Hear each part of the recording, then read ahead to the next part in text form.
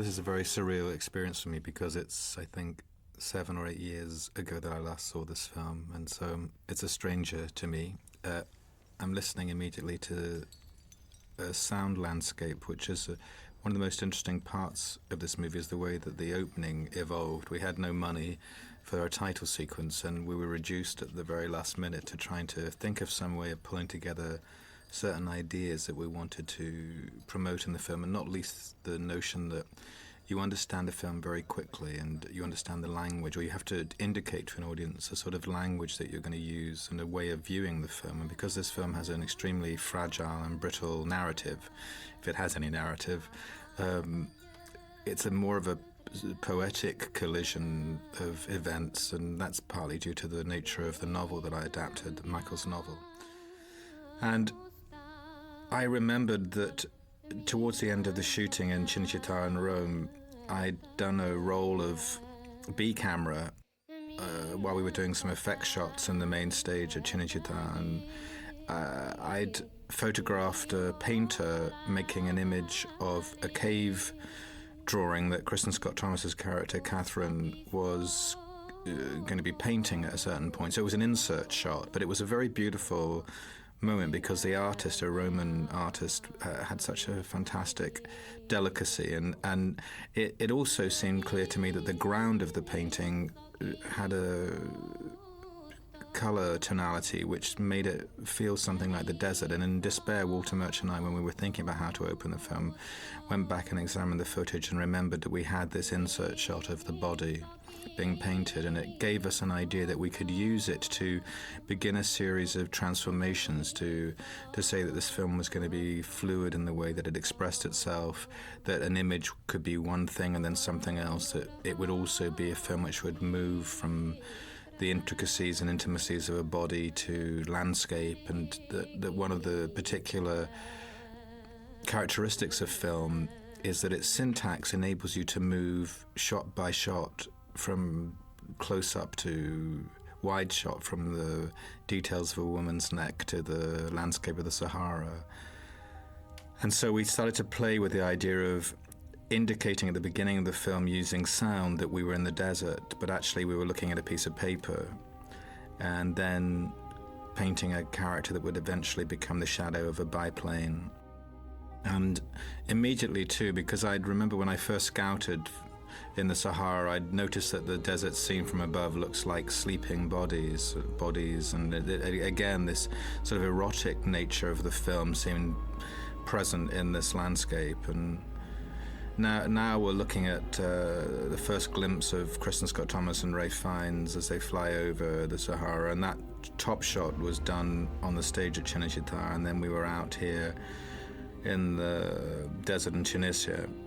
And Marta Sebastian is singing this voice, which is also a collision of a classical score and a Hungarian folk singer. And again, trying from the very beginning of the movie to suggest that there will be an enormous fluidity between the various elements of the film, that what you hear is not necessarily what you're seeing, and what you see is not necessarily connected to what you're hearing. And those German soldiers were tourists roped in at the very last minute to help us because we didn't have enough extras, or Caucasian extras, in the desert. And now we cut to a train scene. This was actually a stationary train in a terminal in Rome, and there is the wonderful Juliette Binoche, who was the first person I ever approached to be involved in this film. I've been an enormous fan of her since Unbearable Lightness of Being, and Saul Zaentz, the producer, had worked with her previously, so I sent her the novel before I'd written a word of the adaptation and just said I wanted her to be in it. And it meant an enormous wrangling of the material, because in the book Hana is Canadian and Juliette obviously is French, and so with one of the many alterations to that fantastic book, I moved Hana to Montreal and made her into a French-Canadian nurse, which I think was one of the more painless sleights of hand that we achieved in the film. I heard Marta Sebastian, the singer, for the first time when I was working on the screenplay, because I like to write surrounding myself, immersing myself in some way in the noise of a particular period that I'm investigating. And I did a huge amount of research when I was creating the screenplay of The English Patient. And every day that I read, I also listened, and I found this fantastic band, Musicash, Hungarian, Transylvanian music that they play. And I'd always wanted that voice to be in the film, and Walter Murch, who's my editor, or I'm his director, and has been an enormous mentor to me. This was our first collaboration, and it was he who first experimented with joining these two sounds together, Gabriel Yared's score with Marta's voice, and we did it in a early cut as a sort of notion, and then passed it back to Gabriel, and eventually we did plat these sounds together. We've just moved from Africa to Europe. We're now in northern Italy, and this is Stuart Craig's fantastic design tapestry in the movie. He created a fantastic landscape for us to work in, and built us this army hospital.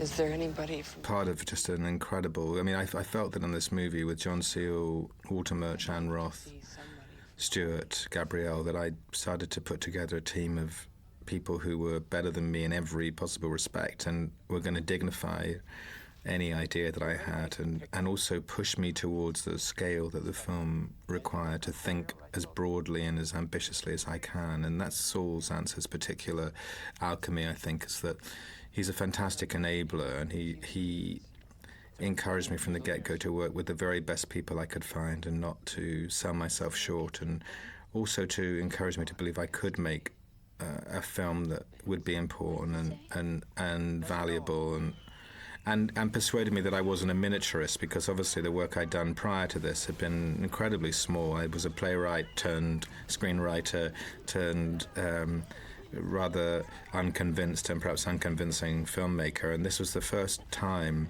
where I took myself seriously, I suppose, as somebody who might have a visual muscle that would match my sense of being a dramatist. This fantastic guy, Tunisian storyteller that I found, with the help of Peter Markham, who is another collaborator of mine, who did some second unit shooting on this film. He was my assistant director on Truly Madly Deeply, and has been a great friend. And he went ahead of me to Tunisia and found a whole group of actors, and I wanted to make sure that every time we featured somebody in this movie, or in any movie I've made, that we've got something sort of extraordinary, pushing the edge of the film and insisting on the importance of everybody who turns up. And this mixture of work from Stuart and the props department creating this medicine man, who's a very pungent part of the novel and something that stayed in my head when I was doing the adaptation, and this moment where you really feel the degree of damage that's been done to Rafe's character, Almásy. Again, we're in this place where the film just is drifting from place to place and trying to give you an idea of the map that we'll be pursuing. We've been in the war, we've been pre-war, we've been in the desert, now we're back in Italy again. This is a particularly painful moment, which I'm now feeling a pain in my ankle, because in the middle of this scene I fell over and broke my ankle, which I can say very quickly, but I can't begin to rehearse the damage it did to me during the making of this film, because it meant for the rest of the movie, it was 5 months of shooting. I was in a plaster cast in the desert, and I also tore my ligaments, and so I can't even look at this scene without wincing. I stepped backwards. I was talking to Rafe in the middle of a take, and I stepped backwards, and the sound department had very carefully covered up the walkway to stop there being any damage noise damage with heavy boots clunking along this concrete, but it covered up a whole multitude of crevices, and I put my foot in one of these crevices, and then kept walking backwards, and my ankle stayed where it was. You were married then? I think so. I'm not talking about performance very much here. I mean, obviously, this is an amazing gift, this work from Rafe here, an actor I didn't really know until we started working on this film, and he brought such intensity and integrity to the whole business of making this film. He's somebody who will not be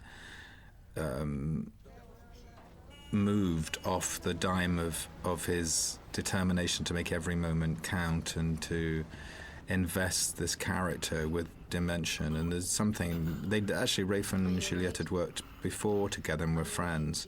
I didn't know either of them before we started the film, but it was an incredible part of the making of this film, the relationship they had and friendship. And this scene has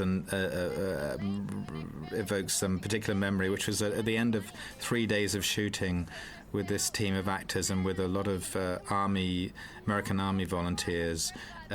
They came up to me at the end of the 3 days of shooting and asked me if I was involved as one of the main directors on the film, which I think gives you some account of my obvious authoritative position, because I couldn't even work out who was directing the movie at that point.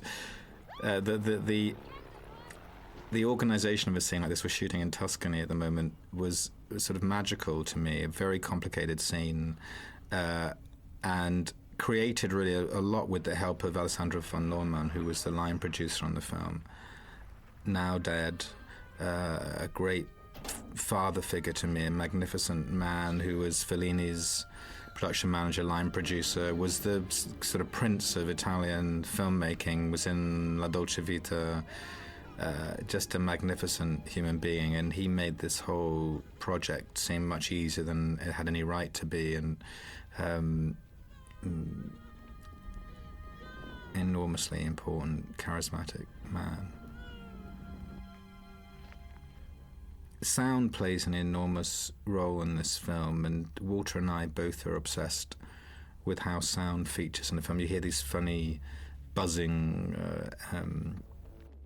mine detectors, and we try to listen to the film without pictures, so that we're just as the film, you hope, will stand up without the support of a sound world. So I'd like to believe that the film would stand up without the support of an image world, and so we always try and create as much narrative and atmosphere as we can with sound. And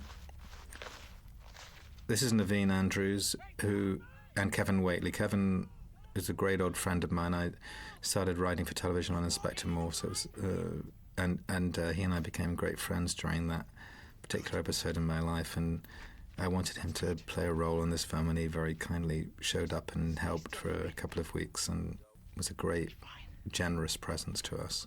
Naveen was an actor who'd been in one of my plays when he was at drama school, and I'd met him then, and a really substantial performance from him, and in quite an early outing into film. He'd been in Buddha of Suburbia, I think, and a couple of other things, but he was essentially a young actor in pretty heavyweight territory. I mean, Juliette takes no prisoners. She's a really major life force for all of us, and very clear about who she is and the level of work that she wants to achieve, and it was sort of startlingly good to be around, but also a challenge to all of us. And I think Naveen really created a voice in the film. Harder for him because the nature of the adaptation of this book, which is one of the great books, I think, of the last 40 or 50 years, and in my opinion, by one of the most important novelists. I love this book so much, and when I started the adaptation, I realized that there was absolutely no way that I could honor all the elements of it. And the story of Kip, the Sikh sapper in the film, in the novel, was one that just couldn't finally make its way in its full form into the film. There were too many narratives and threads to hold on to, and one of the casualties was a geographical one. I couldn't get the film to work in England, even though a large part of the novel is set in England. I wrote, probably 40 or 50 pages of a screenplay set in England, and draft after draft after draft, those pages began to fall out until finally we realised that the hinge of the film would be between the English patient in the desert, Count László and Katharine Clifton, and then the story of this monastery and Hana's role in it, and the relationship between Rafe and her here, this beautiful monastery in Pienza. Oh gosh, a lot of nostalgia flooding back here. This incredible not derelict, but certainly now no longer functional monastery that had been turned into a sort of retreat for artists. We had this incredible magic to it when we arrived there, and this is Stuart's fantastic design, where we suddenly are on a set built in the gardens of the monastery to create the sort of sense of damage that the war has caused.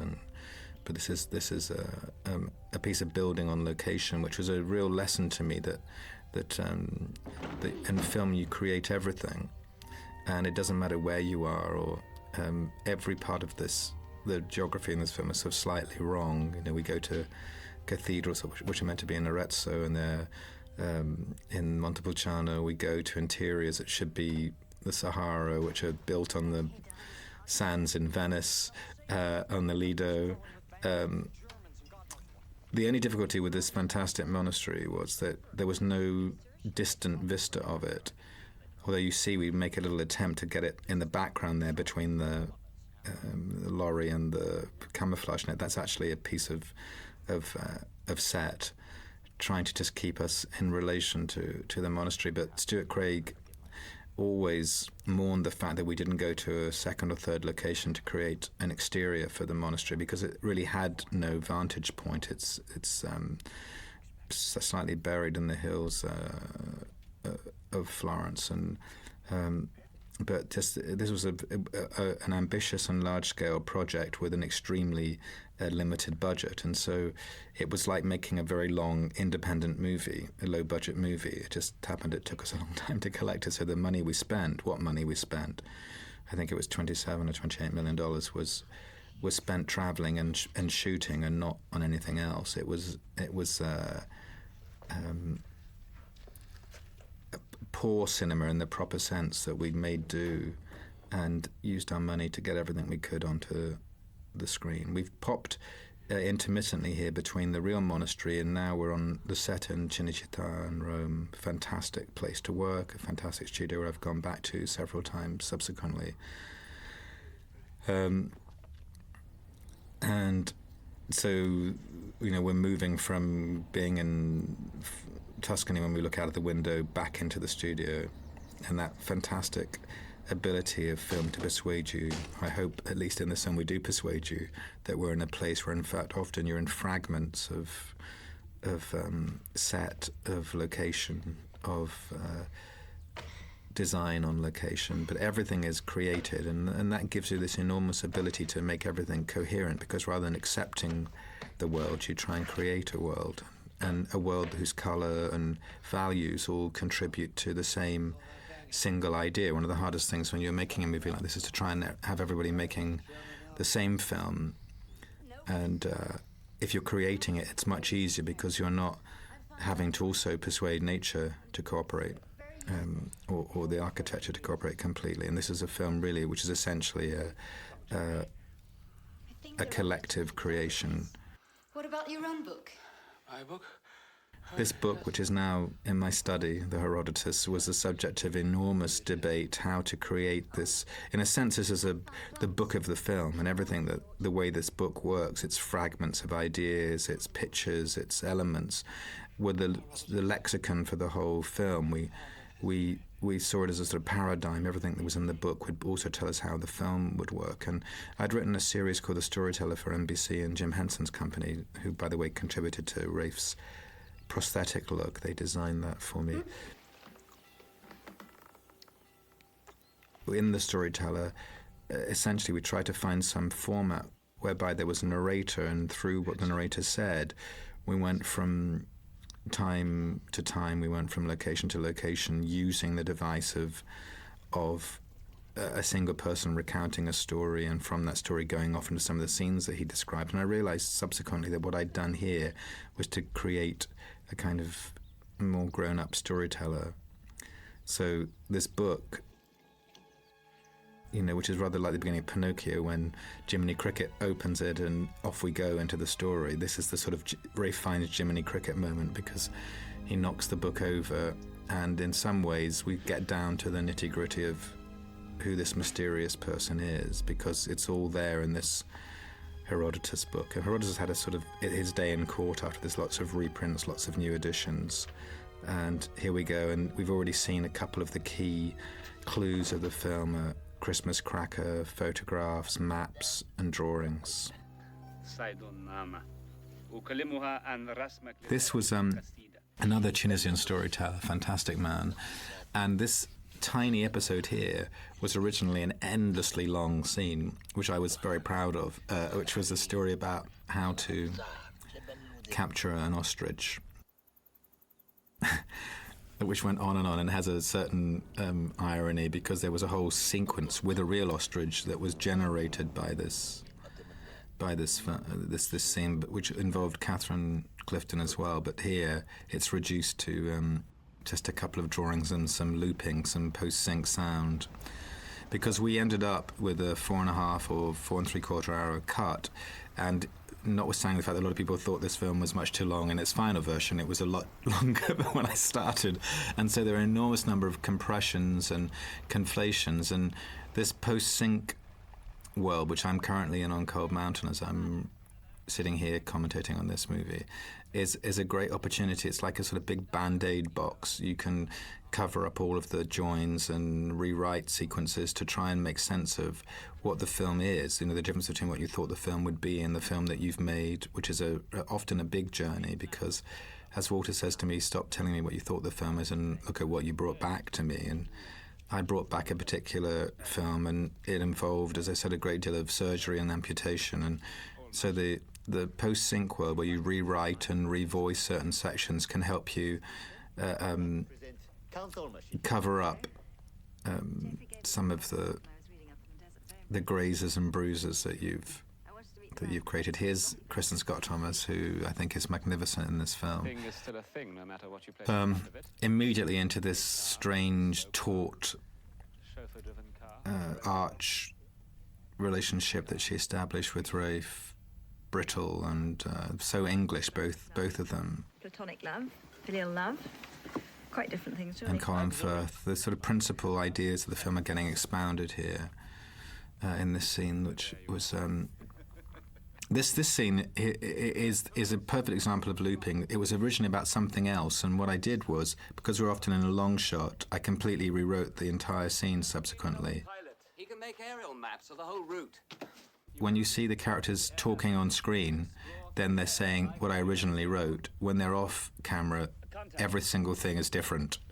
It was a scene about another character in another situation, and I just borrowed the images and rewrote the detail of the scene to fix a big hole that we'd made. We took out maybe 20 minutes of the movie and used that scene to pull it together. Gabriel Yared's music in this film is, I think, probably the principal reason why some people found Things to Love, because it really is one of the great film scores, I think, in my opinion. And I know it obviously intimately because I was there through every note and part of its creation, but it just so collects a spirit of the film and a sort of emotional lava that the film was hinting at, irrespective of the complexity of the storytelling and the surfaces. It's really a meditation on various types of love. Somebody once said that Eskimos have 50 words for snow, we should have 50 for love. Well, the movie tries to examine some of those 50 types of love, and Gabriel's music, which comes, I think, from his own odd chemistry, which contains elements of the desert and of the East. He's from the Lebanon, but was raised in France and has a classical training, and has also spent time in Latin America, has this strange cocktail of influences, and they worked in this film perfectly because the film's sound reaches out both to the desert and to Europe, and so does his music, and it has this fantastic, passionate certainty that I think was like a handhold for the audience. They knew they were allowed to feel things in a particular way, even if they didn't often understand what it was that was arguing for that feeling. I've always, my background is Italian, and I've always loved the idea of the kind of emotional sensibility which exists in the Italian neorealist cinema and the subsequent cinema, where it's possible to go from laughter to tears and not to be ashamed of either, and also to have those tears and laughter come much closer together than they might do in a sort of more northern sensibility. And so I hope that there's as much wit as there is agony in the film, and that's a very hard thing for other people working in the movie to join up for, and Gabrielle certainly just glued the whole movie together, not necessarily always by telling you what you should feel, but by indicating that there was a level of feeling below some of the surface transitions, and transition is everything in this movie. Here, we're in the sort of montage of stories of the desert, of events in the monastery, and if you were to take one sequence and examine it, you'll see that there are about 10 or 15 things going on here in terms of promoting the narrative and introducing characters.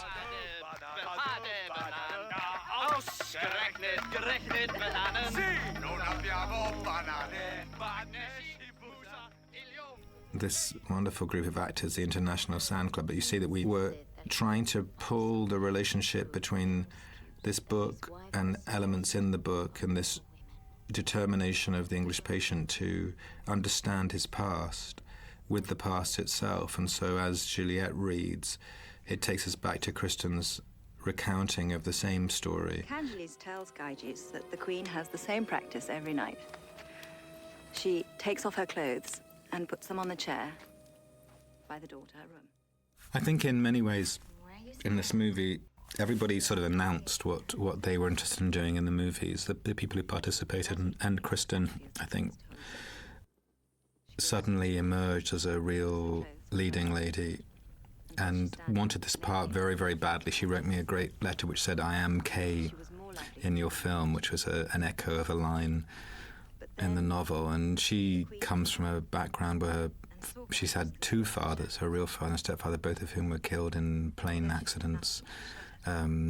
She comes from Dorset, which somehow gets a mention in this movie. It's where I wrote the screenplay.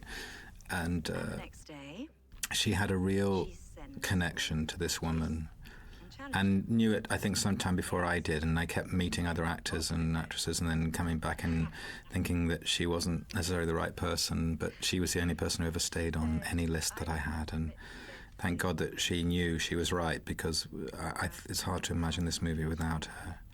Colin was somebody I'd worked with many times before, or several times before, on theatre and radio, and I was a great fan of his, and they were a marvellous couple together. He has this somehow enormous fragility as an actor, and I wanted to create in the husband this sort of dialectic where you had every sympathy for what is essentially an adulterous relationship between Rafe and Kristin, but there was an insistence that there was somebody else involved who had a sensibility and who was damaged, and so that the pleasure in the film is always modulated by the pain, and as we'll see later, that I could never quite resist whenever it looked like things were getting too easy between this couple, reminding myself and therefore the audience that their love was at the expense of somebody else's heart.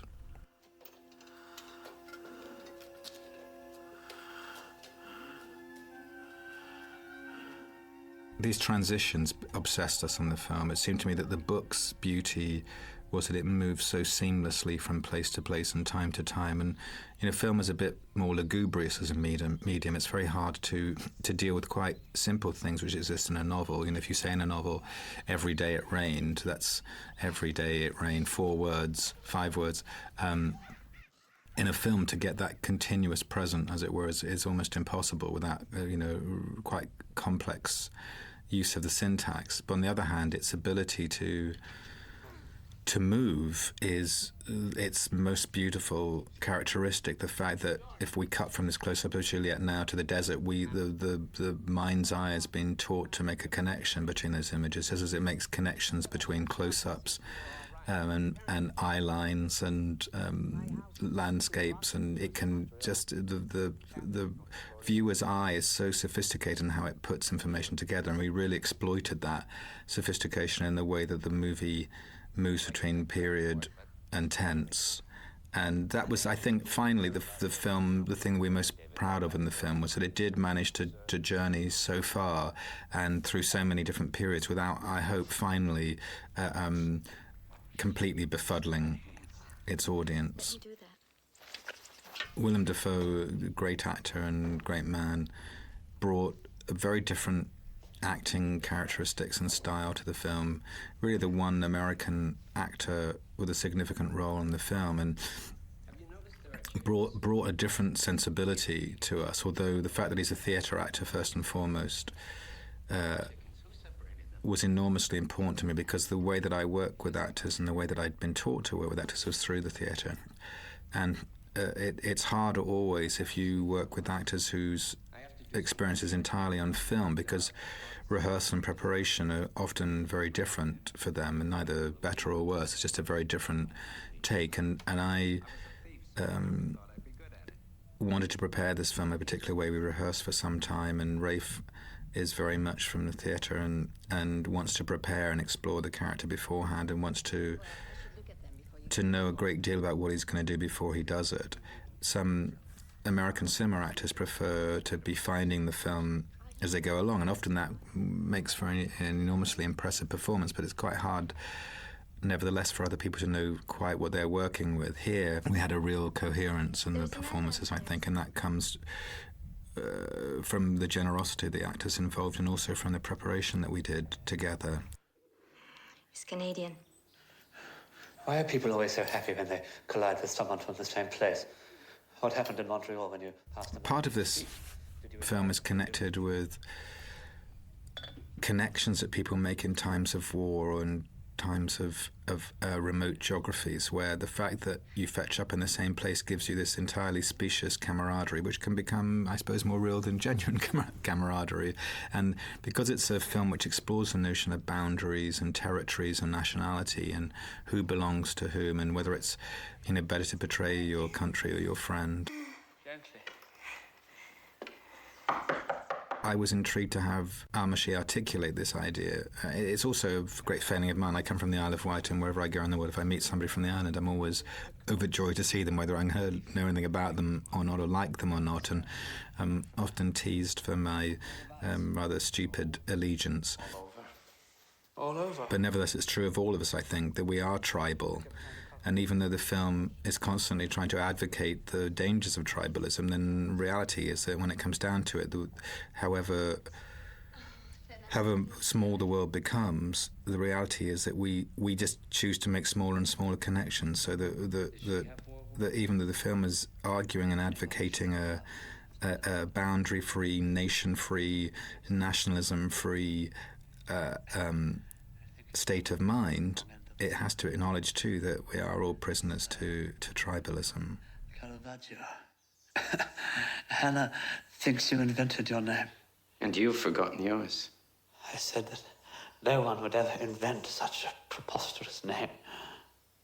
And I said you can forget everything. We're just establishing something there with that cut back to Juliette Binoche, which becomes very significant later. It's trying to establish a geography between her room and Almásy's, and this becomes important later for something we did in the film at the end, which was a complete cheat, but was one of those revelations of post-production, and that little shot there connecting her room with Almásy's becomes enormously significant later. They don't see foreign women. This scene in the souk, the carpet scene, where Almásy begins this sort of policy of brutalism with Katharine, which is his way of trying to manage a burgeoning desire for her. There's something very destructive about this character, and the more he feels, the more cruel he seems to become to himself and to others. Correct price for this. It was a strange scene, because it was one of my first real lessons about preparation, which is that I'd planned this scene very carefully with Stuart Craig, because we were creating a souk in a very small area in Tunis, and a lot of it's to do with a big mirror at the end which sort of doubles up the length and size of the souk, and it depended on the particular choreography of the staging, and I'd planned it and worked it out and drawn it prior to really sharing it with Rafe. And then when we started rehearsing, Rafe took off in the completely opposite direction to the one that we designed. And it left me in that curious place where either you go along with the plan you had before the day's work, or you understand that actually the process of the film is one that has to be more organic. And notwithstanding the irritation of my great colleagues Stuart and John Seal, who lit and prepared for one way, we actually ended up turning around and shooting the other way. And I still, in the end, it was neither here nor there, but it was just a lesson of making sure that when you're collaborating and preparing with your production team, you also collaborate and prepare with your actors and allow them to a certain amount of freedom, because the film is such a controlled activity, particularly a big film and a film of scale where your preparation can be a year prior to turning over, actually, from shooting. The danger is that the actors get reduced to sort of mechanical pieces in your big game that you're playing. And I've seen as each film has gone by that given how much preparation I've done, I've written, I've scouted, I've worked with the costume department with wonderful Anne Roth, I've worked with the composer, and I've taken people all over the globe to shoot. You don't need to get to be any more controlling than that. And actually, when it comes down to it, if you've made the words for people to say and you've created the actions, after that, let go a little bit, and the more empowering that you can do of the actors, the more likely they are to tell you your film back to you and teach you some more about it than just the constraints of your own sensibility. And this is the marvelous thing about film. It's sort of authored by one person and created by thousands of people, and it's as if you're painting, but there are 500 people holding the brush with you, and if you let go of it yourself, the brush will fall down. But if you hold it too tightly, then it won't enjoy all of the creative acumen and acuity of the team that you work with. My wife Carolyn worked with Rafe and Kristin, both of whom claim to have two left feet, and made this moment with them, which I think is it was always one of the pieces that got pulled out, because there's this connection, this filament joining the two of them. It's partly the way Rafe is looking at her now, where he's so fixed in this world where other heads are mobile. His is, it's as if he's got this laser beam investigating her. And one of the appeals of the film, I'm sure, is this, this desire which gets in the way of logic, which gets in the way of sanity, which wakes you up in the middle of the night, which gets you up in the morning, where you can't think about anything other than the object of your desire. And Rafe created that obsessive need for her in these tiny moments. There are very few, if you counted the minutes that they're in the movie together early on, that's very few and far between, but you're left in no doubt, I don't think, of the longing and yearning that they have for each other. Juliette, on the other hand, is somebody who's incapable of a lie as an actor, and her emotional reservoir, it's as if that she has 3 or 4 fewer layers of skin than the rest of us, and what she's feeling almost seems to colour her skin. Walter's convinced that she can blush at will. I don't think it's that. I think it's just that she just allows her feelings to be so real and palpable that we experience them with her. So when her spirit is here, it's a perfect example where this just comes from nowhere, this intensity of feeling. And she can't cheat it, and she can't reproduce it at will, and so you have to be ready. And it's an interesting challenge always as a director to deal with the different dynamics of actors, because some actors grow a performance over 10 or 12 or 14 or 15 takes as they find what they can achieve in a moment. And Rafe is certainly one of those actors who just wants to work and worry away at each moment. Juliette is somebody who's there and present, and what she gives you immediately, and you better make sure you get it. And on the other hand, it's very hard for her to do it 5, 6, 7 times. And so one of the challenges for a filmmaker is how to organize the shooting day to make sure you get the best from everybody, because obviously you shoot people's close-ups at different times. On the other hand, if the characters are both in the shot at once, you end up in this, between a rock and a hard place in terms of knowing when to really try and get the best from each actor in the same take. How could he have? When? I'm one of his ghosts, and he wouldn't even know it. I don't know what that means. Ask your saint who he is. I mean, this is the sort of not the, I believe what's called the MacGuffin. I never understood quite that term, but the film attempts to be a mystery story, although I think it's probably only extremely tangentially a mystery story. But the identity of the English patient and what he's done and why he's there and how he came to be burnt is the binding agent of the narrative. Why is he in this? How did he fetch up in Italy? What had he done? Who had he loved? Why? What's his name? What's his real name? And Caravaggio, the character who appears in other of Michael's novels, In the Skin of the Lion, along with Hana. These two characters are, in a way, the sort of detectives. I suppose you could say it was a sort of odd mixture of the storyteller and Inspector Morse. It's an Inspector Morse mystery about who is this masked man. And I remember trying to pitch this film to the studios, and they said, so, okay, it's this burnt guy in a bed explaining himself to a nurse in a monastery at the end of the Second World War. The most unprepossessing pitch, I think, for any movie ever, which is why it took us so long to finance it and why the money was always disappearing. We had actors who weren't really very well known, a filmmaker who'd done nothing, and a story which seemed profoundly obscure. So when afterwards, 9 Academy Awards later, when everybody said it was such an obvious film and such an Oscar bait, and just it was always very ironic to me, given how little enthusiasm, in fact zero enthusiasm, that the material had when we were trying to make it. I remember getting a wonderful letter from an actress in Los Angeles who I was a friend, and I'd sent her the screenplay for some advice, and she wrote back and said, "Where's the third act?" And so I wrote back and said, "Well, where's the second act?" It doesn't really correspond very much to any of the received thinking about film, which is one of the reasons why I'm so proud of it, because I think that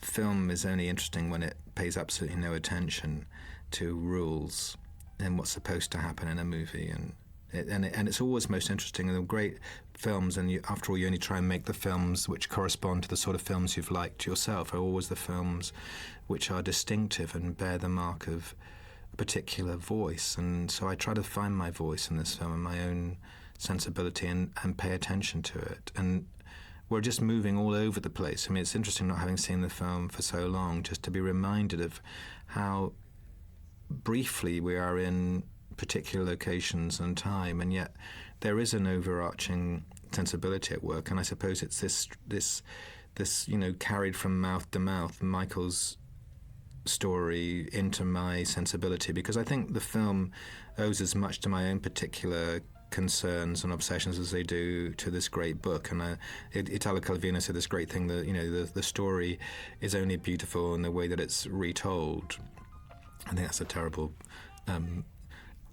abuse of the quote, but or corruption of the quote. But that's what I read. What I felt I was reading when I read that quote. That our job as storytellers is to keep refreshing stories, and the job is to, I think, in an adaptation, is to be the great enthusiast for a book that perhaps nobody else has read, to say, well, I read this great book and this is what it was about. And just as when you tell a joke or when you do rehearse the qualities of a book to somebody else, it's often interesting what you remember, what you think is most important, and what you forget. And when I did the adaptation, I didn't ever take the novel with me.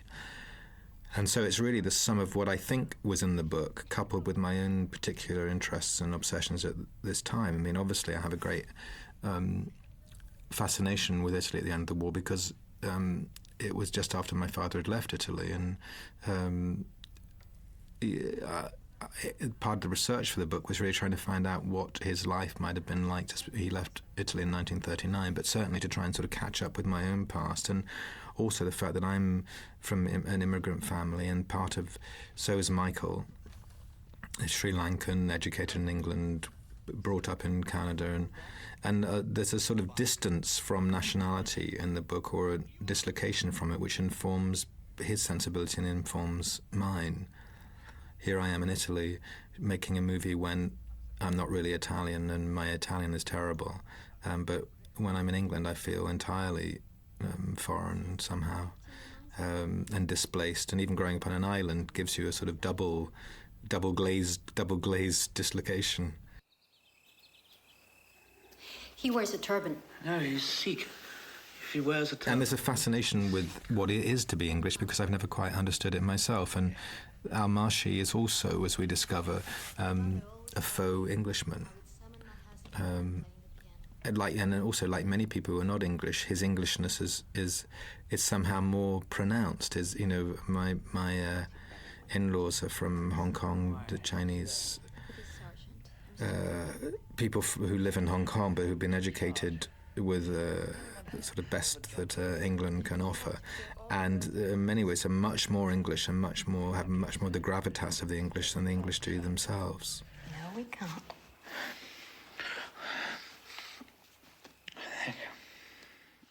Here is Naveen manfully riding his motorbike, even though he had to learn for the film and fell off more times than I care to mention. One of the great sort of gags of filmmaking is that actors always say they can drive and ride horses until they are put in front of a car or put on a horse. And Naveen, wanted this part badly and understandably. And so the fact that he couldn't actually ride a motorcycle and never got to grips with these rather calamitous old vehicles and machines was a slightly hairy element of filming here.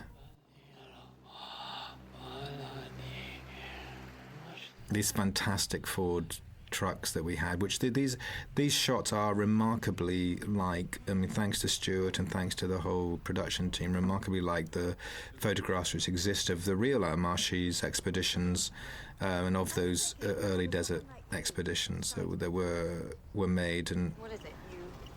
this is a great scene between Kristin and Rafe. Wherever it is you live, and one day you say, I have to go to the desert, or what?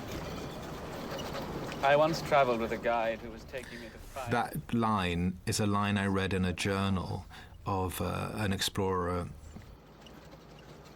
At the end of it, I he love pointed that, at the horizon. that they didn't speak for 9 days. And it seemed, that's one of the things that I did when I was writing the films. I read, tons of stuff about letters and memoirs and documents which were created and recorded during the period of the 30s in the Sahara, when the great sort of push of expeditioning was going on, and then also at the end of the war in Italy, trying to read accounts of what it was like to be in a country that was, was one of the sites of one of the bitterest conflicts at the end of the war, as the Allies marched up through the country and met with huge resistance from the Germans, but also with the strange combination also of Italian partisans. And I read a lot of material, and then that became another fabric to cut the film from. So some elements here are directly inspired by the novel, and others are this strange collation of material that I used also as a springboard for the film.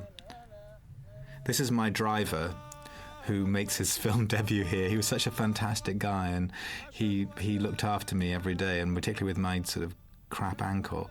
And I wanted to see his face in the film, so that was his moment, his day in court. Rafe is a wonderful artist himself, and so a lot of the material inside the book he created. He took away the Herodotus and sort of create, again, this is the great advantage of having a real actor and somebody who prepares, is that they give you so much more. And so a lot of the elements inside the Herodotus were ones that he created and had fun creating, and at the same time it was a way of preparing his character. He's one of those people whose face lives perfectly in period, that I think that's true of Kristin as well. It's quite hard to imagine them out and about in a pair of jeans and with a cappuccino. Somehow they can carry off this quite absurd costumes, these funny baggy pants and these shorts, which I certainly couldn't get away with. He makes seem enormously sexy, and it's a mixture of a sort of boarding school.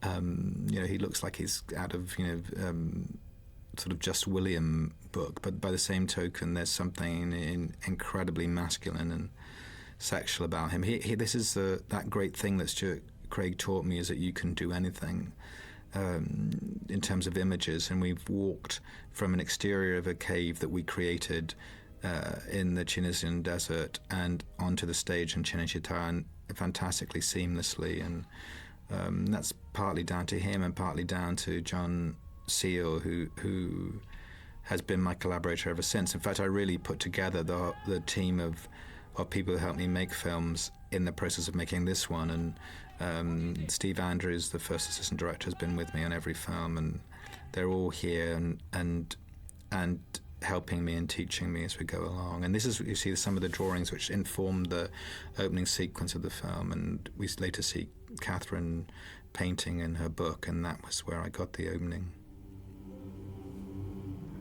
And this is the first time when we started to put Marta's voice together with the score in the early days of the editing, and realized that it might be the whole key to the way that the music would work. They're swimming. And here she is. This is the same Italian painter giving us the again, it's just this fascination with really close image, and then with wide shots, and the fact that you don't ever know what you're looking at until something gives you the scale. So the image is an image until a paintbrush appears, and then you see that it's not full size, it's a miniature. And this tiny moment between this German explorer and his guide is all that remains of an enormously complicated other story.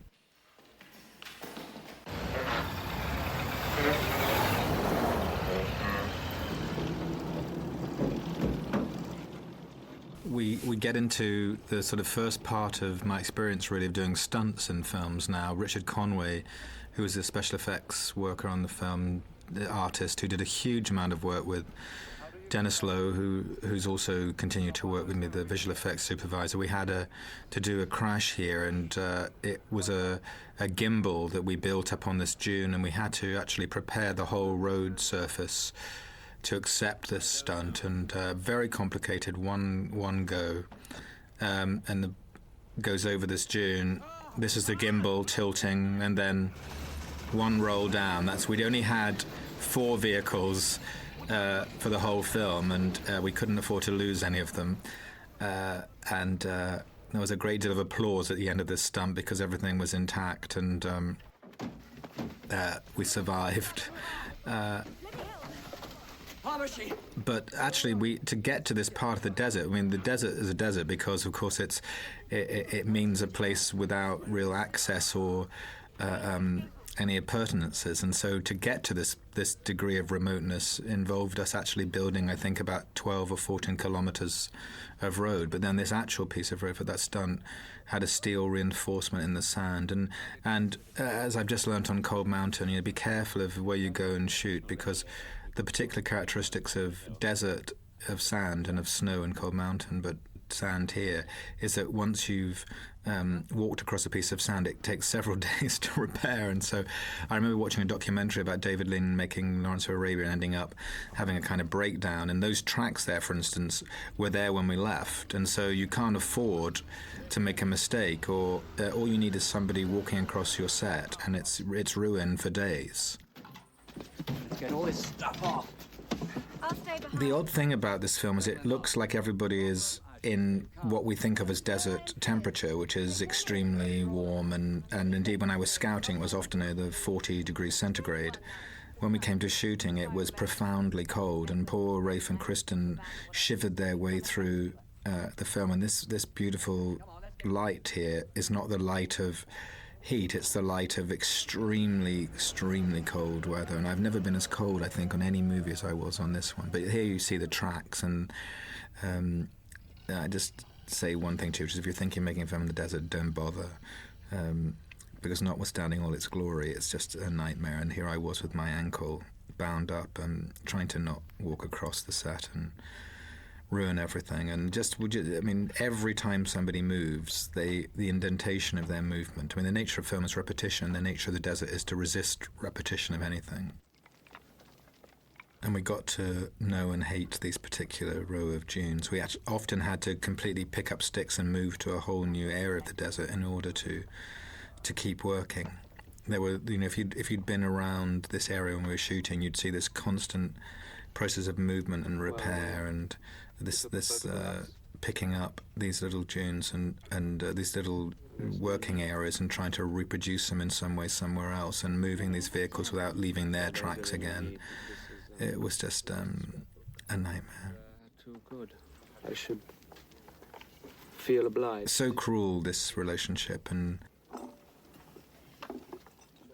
charged with what they'd like to say to each other. There was a wonderful spoof on The English Patient, which, I mean, it's interesting, I haven't seen The English Patient since I made it, but I've seen the spoof many times, called The Toy Patient, and it really got to grips in a fantastic way with the nature of this relationship and its jagged,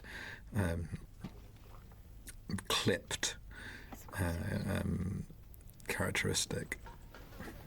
Anne Roth's costumes, as has been the case since this movie, with all the work I've done, are so intrinsic to the quality of the film. These shawls and wraps, and even the hair that she, was responsible for the look of. I mean, she really sort of created a value for the film which goes beyond just dressing people. It's like with all of the collaborators I have, they're filmmakers first and practitioners second, in the sense that they do their own particular job, but they're also feeding the film and feeding the whole film, and in many ways, each of them considers the film to be theirs, and I think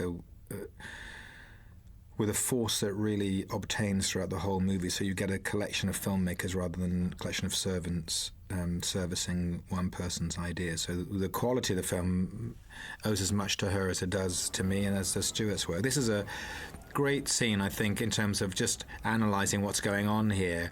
Wind machines, a sort of sandstorm done on the cheap. It's a sort of glue and bits of string sandstorm with, I'm not directing this sequence, I'm there with a shovel shoveling sand into the wind machine because we didn't have enough crew, and so we're all hands to the deck to get enough sand to go across the image. We had these tiny wind machines, and a lot of fantastic Italian crew would come out with us, and everybody's there shoveling sand, throwing sand, trying to get this look, and the result, I think, is marvelous. The creation of it was really hilarious. This scene we shot in a garage on a rainy day. We were rained out of our set, and so we were able to continue working by sort of setting up an interior in a garage. Will we be all right? Yes. John Seal, who is the cinematographer, is a fantastic accomplice, a real soldier, never ever gives up. And we found a moment here just by he takes often a second camera and just looks around really, and by keeping an eye on what he's doing, we can find more than we'd ever intended for. And this hand became because a hand is one of the things which gets painted in the film on the cave wall. Rafe's hand goes into a rock. We started to get, of course, obsessed with hands and the way that hands work. And so her hand touching this side window became a sort of central index of the film. And then there is the... Rafe sort of delighted in all of the language of the face. He's a wonderful actor of Shakespeare, and whenever the language gets rhetorical or complex, he's at his absolute best, and the sense of being able to evoke the knowledge of this character and the history of this character is present just in the facility he has with language. We have a house on that coast. This house was an idea of the Isle of Wight. I had a sort of running gag about the Isle of Wight in the film, and I'd imagined that the family had lived on the southernmost tip And he writes about of the island, which is also the southernmost tip of England. a wind And this touching here, which was a source of some argument between Rafe, Kristin and I, because I felt at this point in the film you really needed to see the surrender to each other, this opportunity, like time out of time, cut off from reality, where the relationship, he finally began to thaw, and they were both so nervous they'd given the whole film away, and I assured them that they were giving nothing away in this moment. It was about, or if they were giving it away, it was about time that we began to admit that this relationship was going to go somewhere.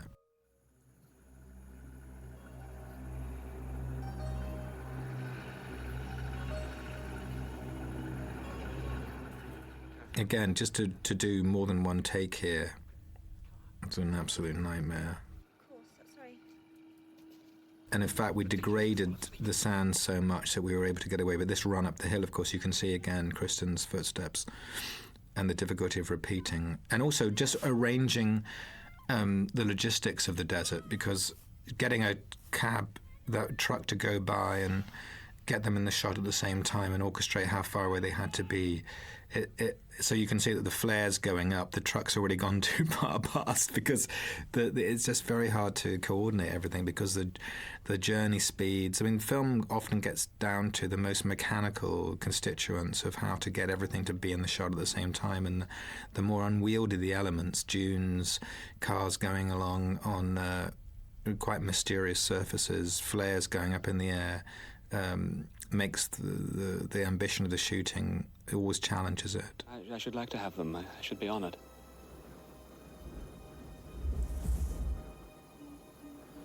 The others! This digging shot of digging out the other truck was done in a mixture of the real dune and on a sort of mini stage that we built over a suspended vehicle, so that when we go into the top shot in a second, you're looking down onto a stage. Because obviously we couldn't bury, much as the director cares finally about nobody or nothing, you couldn't really bury a group of actors in the sand for a few hours. So here we are digging in a real dune.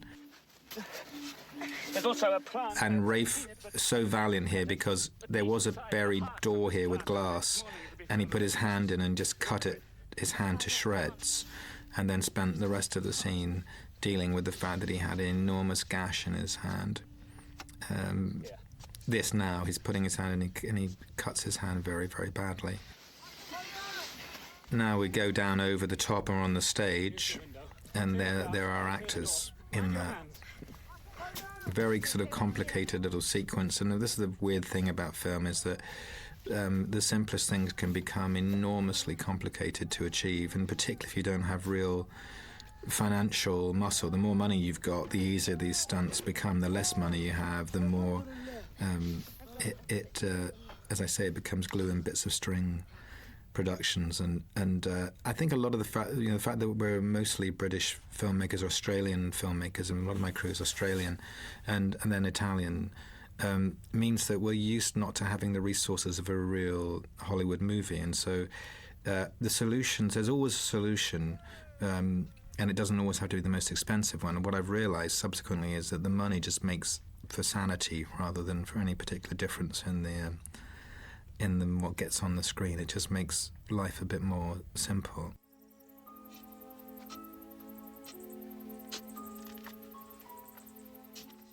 This is all Rafe's handwriting, and you can see there's a sort of natural artist, so even the arrangement of the page is beautifully done, and you're not having to get a props department to reproduce his handwriting. He can do it himself. The Rogers became his, really.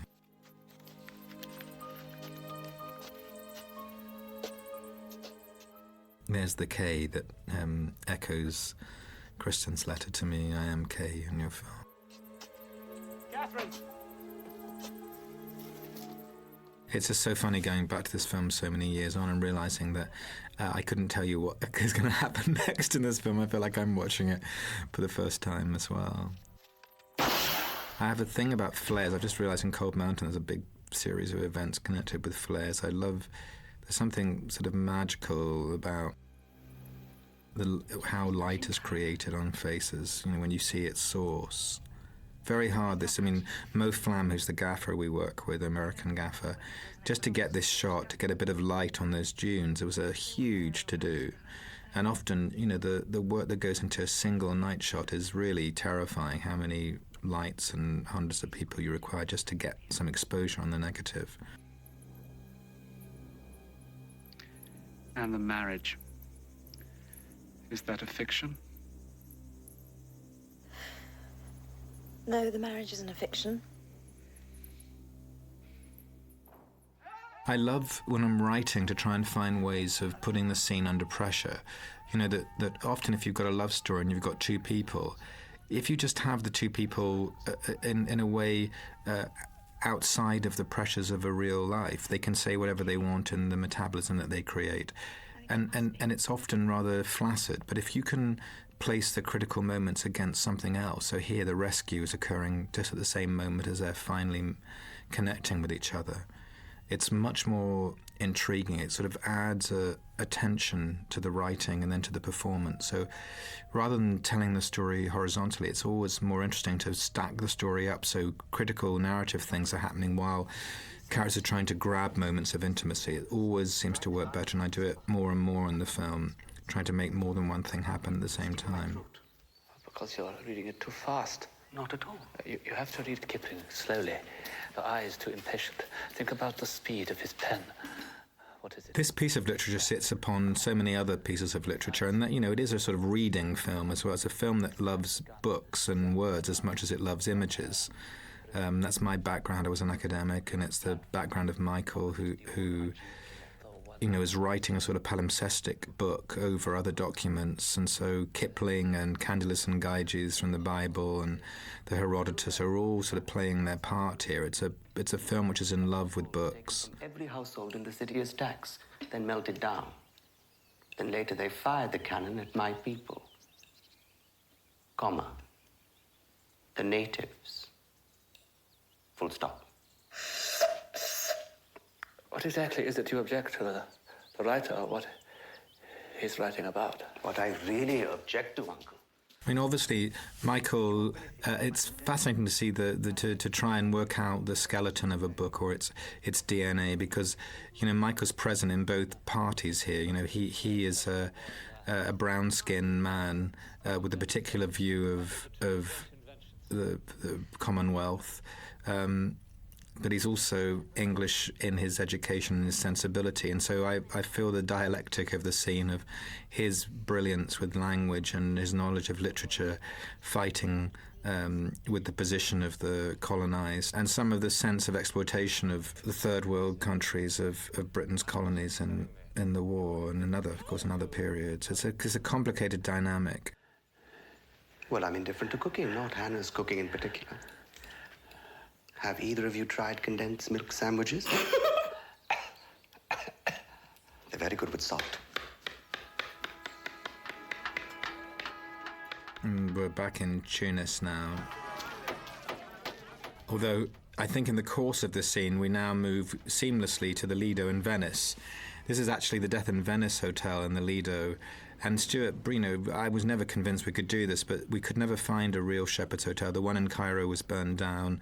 Cairo itself, when this movie was set in the 30s, had 750,000 people. It's now got about 18 million, and so we couldn't, and it's black from pollution, so we couldn't shoot in Cairo. We couldn't find a big colonial hotel in Tunisia, and so we went to the Lido and the Hotel des Bains, and used this exterior and the interiors to create the Shepherd's Hotel in Cairo. And oddly enough, when I was making the time to Mr. Ripley, I met a Hungarian who'd been in Cairo in this period, so a sort of Almásy, the doppelganger, who said that it was so evocative of his time. He said he felt he'd been transported to Cairo, and I didn't have the heart to tell him, well, actually, it was shot in Venice.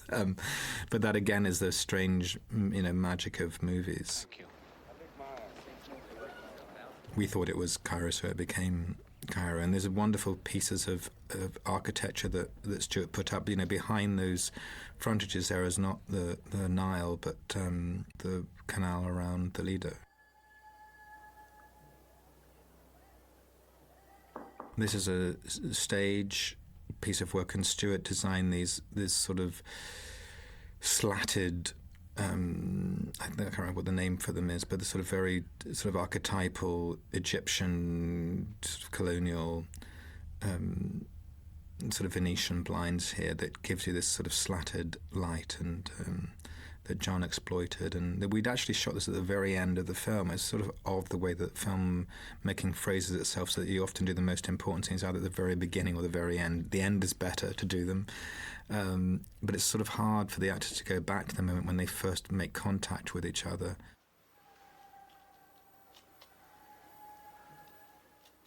There's a sort of big translite photograph behind them there of Cairo, which sort of gets you to feel like there's a real world there. and the sound picture is very important.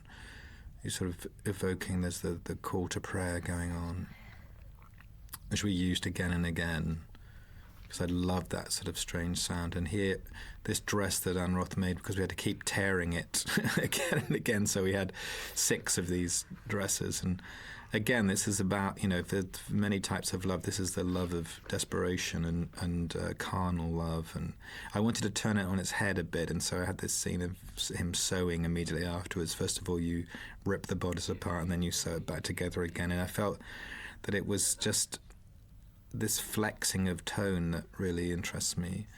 And there's something that Kristin does now, which I think is so incredible, because this getting into this bath, very few actors would do this. You know, the problem with intimacy in films is that the nature of intimacy is that it's unobserved, and the nature of filmmaking is that it's all observed. You know, we were all stuffed into this bathroom, and if you could just pull back, the camera pulled back now, you'd find me crouched under the bath, and the sound recordist, and the camera, and the focus puller, and all the other sort of strange team watching this moment of absolute privacy. And the way that Kristin gets into the bath, I think, sells... you know, sex is not very interesting in films, but the surround of sexual relation, the sort of the unadorned nature of it is the thing that really interests me. And so actually a lot of the sexuality in the film is clothed, and a lot of the intimacy is naked. You know, when they actually are involved in an act of carnality, they're almost always fully clothed. But when we find them at their most naked, as it were, emotionally, then they are naked physically. If you were to take one moment from her performance, it's oddly for me this one, because to do this is no mean feat. Not to feel like you're objectified in a moment, and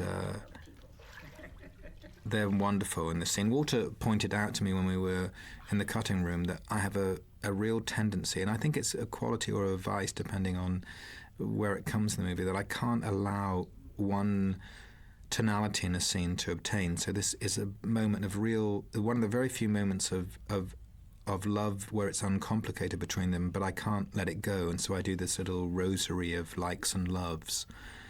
And just to remind myself that when you are stealing a relationship, and to remind the audience when you're stealing a relationship, the shadow of it's always present, and so this scene, like almost every scene between them in the film, goes wrong. And so Rafe, who's finally succumbed to her, and she's had to actually go and stand in front of him and say, here I am, you know, enough already. And he so wants her and so loves her, but he can't resist this moment of cruelty and also of his own, it's sort of assassination of his own feelings. And so things go wrong. And sometimes we wish when we're putting the film together we could actually have a couple of minutes where things were going right, but I never seem to be able to manage that.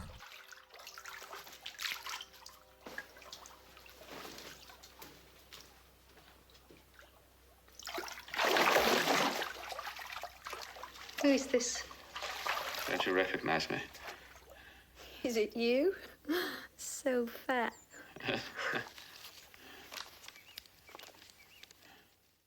And it's funny how these two women are so marvelous, because they bring such different characteristics to bear. You know, everything with Kristin feels like the strings are tightened to breaking point. You know, if she's an instrument, it's at the top of its tension. And here there's this big heart, easy heart, that no matter that she's, as a character, so plagued by the sense that she is a curse on everybody she meets and that anybody who gets close to her dies. Nevertheless, her natural instinct is this absolute generosity. She's a listener and an observer. And the way she looks, every time she focuses on him, you just feel like that you're allowed to look at him because of the way that she does. Kay. Who is Kay? K is for Catherine. And again, these transitions, just everything, how the film gets out of the previous scene into the English patient's room and then now back into the Sahara to Cairo. And this was, I think, one of my favourite sequences in the film. We were in this amazing sort of palace in Tunisia, and this need... What? No. where now it's played out again, not in private, in public, in the most public of circumstances, a Christmas party for the troops. And I'd wanted to have 300 or 400 English soldiers, and we tried very hard to find them. We ended up with, I think, about 3 English-speaking people in the scene, and the very funny thing comes up in a minute. But this sort of sexual language and played out in this backdrop really is great there. And I literally, put bars between them so that they're so glued together, but everything is between them as well. Walls, bars, circumstances. And that makes it, to me, much more carnal. The fact that they have to go somewhere and make love in public.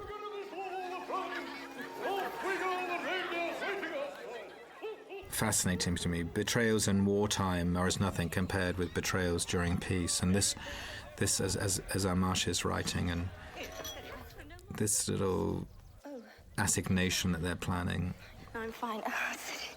It's this heat. Is charged simply because everybody, all of the cast, as it were, are going to be present during it. How romantic. And I had this idea that the sound would swoon as well as Katharine would swoon. So we used this mixture of A Christmas Carol and Gabrielle's music to create this. Walter did it actually in The Godfather, and he gave a wonderful lecture recently about how the sound in a particular scene when the horse's head is in the bed is this Nina Rota waltz, double tracks out of sync so that you actually get a dissonance in the track, and here the dissonance is created by the difference between the carol and Gabrielle's music. Because it's very hard for actors to do this sort of stuff, where do they touch, how much can they touch, what are the parameters, and so what we ended up doing is I drew each gesture, so they're actually, every movement is choreographed so that the actor can surrender to the choreography and not get into that strange thing where they don't know whether they're going too far, or they don't know how far they're going to go. And it was odd to do this. It was really, given how enormously erotic this moment is, it's done absolutely with under instruction. And I wanted or even the amount of costume, I wanted to get these double straps and everything so that it's all about the promise and the reveals, and again, hands are very important. And you hear this Silent Night and then Gabrielle's music, and it's so dissonant, and the circumstance is dissonant. So you keep cutting between this funny group of people in their reverent respect for Christmas, and the bagpipe player, and then this desperate thing going on behind the glass. It's also trying to take advantage of the real location. This was a real place, we couldn't build in it, so everything we're doing is trying to use the geography that we've acquired.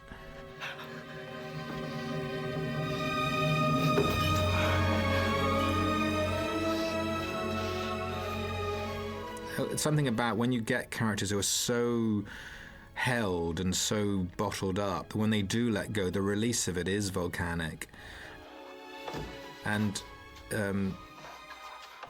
people whose sexuality is available to them are much less interesting, I think, on film than those who are constantly in battle with it. And that's so true of these two thoroughbreds that Rafe and Kristin created. And then I thought, well, then you need a clown. This is really an homage to I Vitelloni, Fellini's movie, where they're often, the characters have their most, there's a wonderful sequence where they're all dressed up as clowns or in a fancy dress party when their hearts are breaking, and something about Geoffrey Clifton here being in a Santa Claus outfit makes the pain of the deceit and all the more complicated, and the pattern of this tile on the wall, which is also sort of crazed and overexpressive. It just made like a Matisse background. Do what? Like you. Colin is marvellous. I cut a version of this scene myself. I was so happy with what I'd done because I loved the writing that we found in this scene and the performances. I thought it was sort of where this sequence where the film is most like the way I'd imagined it. So I cut it myself, thought I'd done a great job, and then I went in to see what Walter had done and realised that that's why he was an editor and I wasn't, because it was so much more beautiful and unexpected. If you asked me, I'd go home tomorrow, if you wanted. Darling, you know we can't go. I love different agendas in a scene where, you know, this is the lesson of Chekhov or all the writers that one aspires to being like the dramatist, where what is being talked about is not what's being talked about, but the audience knows, and even the characters kind of know, but what the language is doesn't reflect all of the sort of subterranean, subcutaneous rhythms. And this horrible thing, you know, the smelling of her hair, and it's the sort of sex in her hair, and his misinterpretation, but also you can see that there's something else with him too, that the fact he's gravitated towards the question tells you that his own mind is churning and insecure. And that's the sequence in the film I had to pull out. I would say, well, that's the movie that I was trying to make. Interesting enough, the bagpipe player we had to find obviously came from Scotland, arrived a few minutes before we started shooting, and I was so happy because they hadn't been able to locate one in Africa, and funnily enough, and we started, and he said, well, you know, I can't play Silent Night on the bagpipes, so that was an interesting start to a very interesting day. And if you go back and look at that Christmas sequence, you'll see that a couple of times you see some drunken soldiers who apparently have their eyes fixed on the table as they sing, and it's because we had to write out the words of Silent Night phonetically so that these Tunisian people who had no idea what a Christmas carol was could get their mouths moving at least, you know, plausibly in sync with the carol, which was actually recorded at Abbey Road Studios, or Air Studios, I think, about a year later. Darling, it's me. Listen, I'm sorry, something's come up. Oh, no. Now, don't sulk. I'll be back tomorrow evening. I'm going to sulk, and I'm not moving till you get back here. Promise? That's good. Okay, my sausage, I love you. Didn't know you were going anywhere. Not. I'm going to surprise her. It's our anniversary. She's forgotten, of course. What's the symbol of your first anniversary? I should get something. Is it cotton or paper? First anniversary. Well, you two been married for donkey's years. Been friends for donkey's years. I hardly remember this scene at all, but it's, of course, a setup. The film sort of shifts focus over to Clifton's position, and I love that about movies and about the dramatic world in particular, which is that it constantly allows you to shift the perspective of a moment. You know, a novel is always obliged, as it were, to tell a story from a particular position. Even if it does shift, it doesn't shift so simply as film does. Film is all about point of view and who's looking at who. There's this sort of strange objective viewpoint, but most of the time the camera is subjective.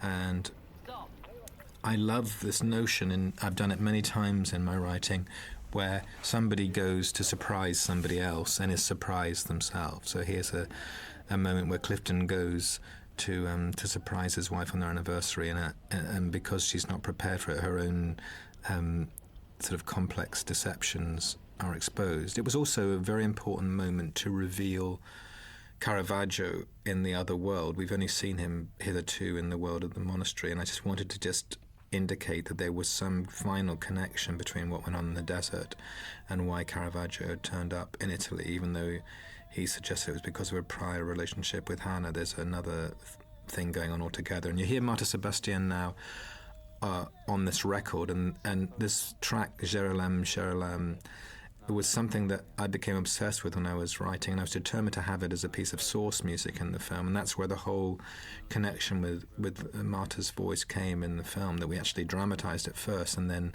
used it as part of the score second. It's beautiful. What's it about?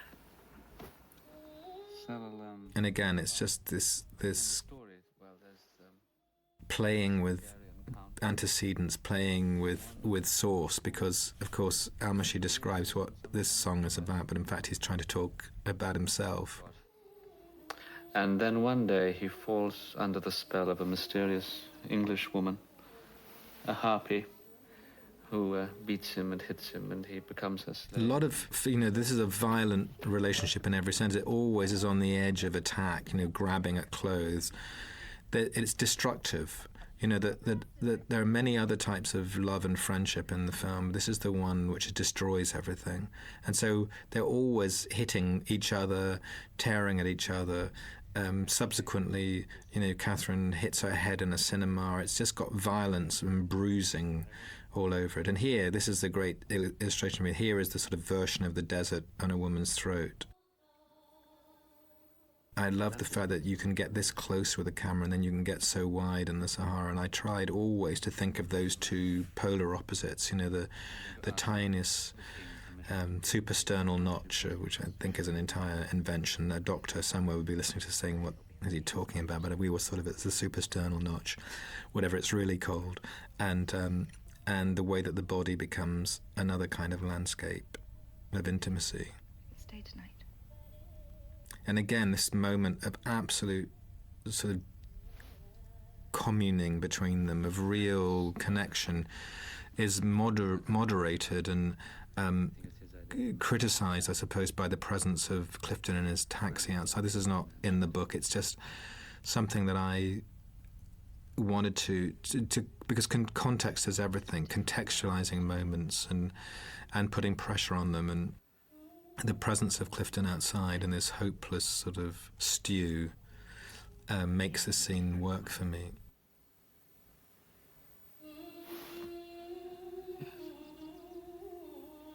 Yeah, you are a different wife.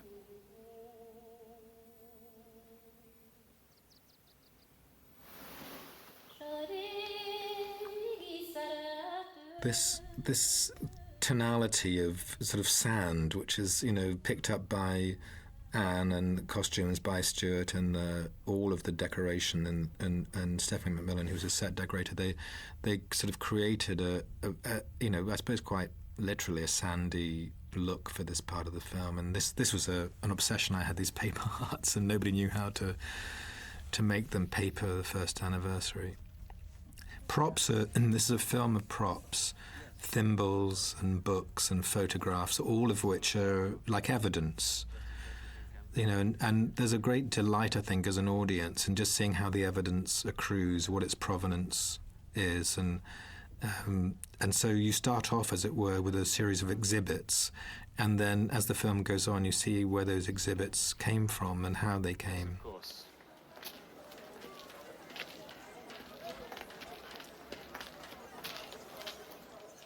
Will be all right. And again, this sort of strange sleight of hand of geography here, where we're now in the middle of Tunis, in this rather marvellous old smelting area that we created, or Stuart created, and they're walking up the stairs, and then as they turn around the stairs, they're in Venice. But actually, I'm lying. The first part of it was not in Tunis, it was in another city. Then the stairs were in Tunis, and now the next shot is Venice. So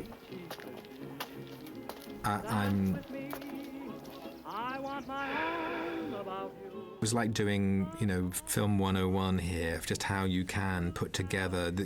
I think when you start making movies, you think unless you can see it in front of you, it can't be in the movie. But what I've learnt is that you just create the world that you want to see, and the audience will travel with you. And it's not looking they're not looking for the cracks. They're just wanting to be to believe in the world that you've created for them. And just as the film is built on a love of books, it's also built on a love of music. And Michael, Saul and I were joined with a passion for music, particularly for jazz. And so here's this little test on jazz. It's really a sort of a gag about the three of us and the preparation for the film, where we were all, I suppose, Saul is a great record producer of jazz. It was the thing that brought us together, was the fact that he owns several record labels and, showered me with gifts of Art Pepper and Bill Evans and all the kind of jazz we love. And Michael loves jazz too. And so this test of music is I suppose, a sort of passing reference to our own obsession with music and the music of this period, which is, music takes you to a particular period in a way that almost nothing else can. You saved my life. I haven't forgotten.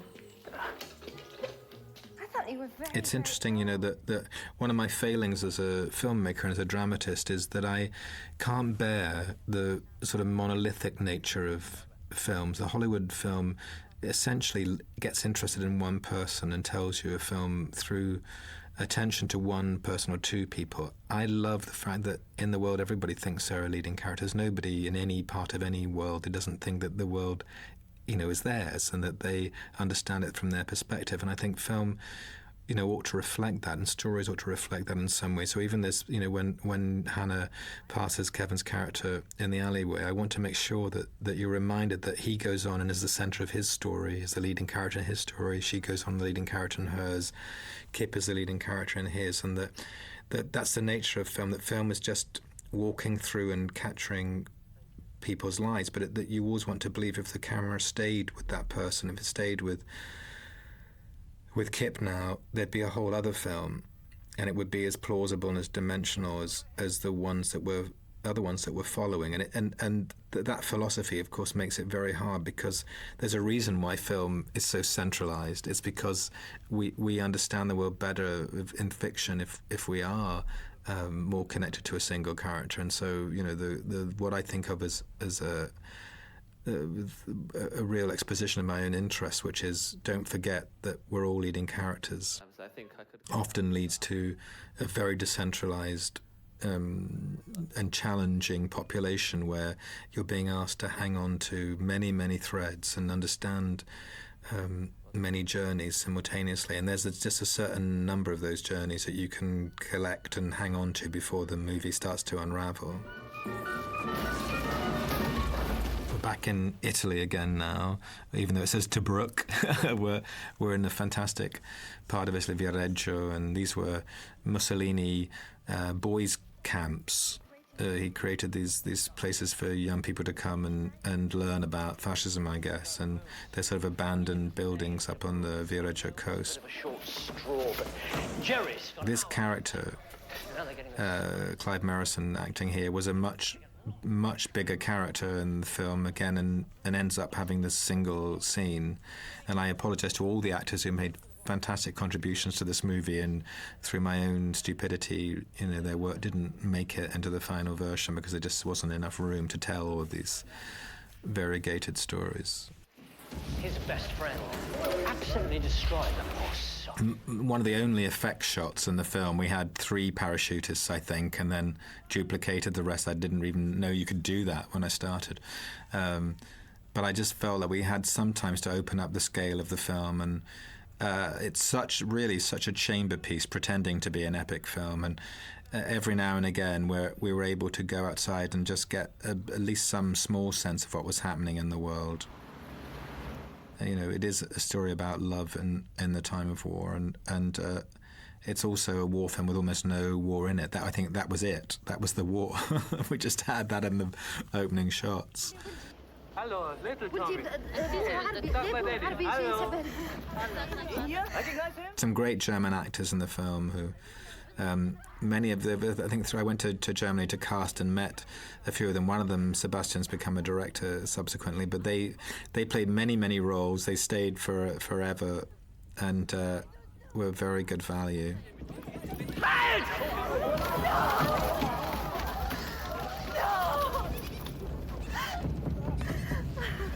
That's John Seal there making an appearance. And if you were to run that back, you'd see his jeans poking through his leather coat.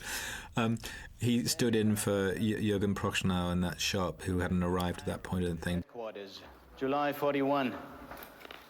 This was a tough scene, but actually all the sort of set-piece scenes in the film are always easiest to do, finally, because you spend most time worrying about them prior to shooting.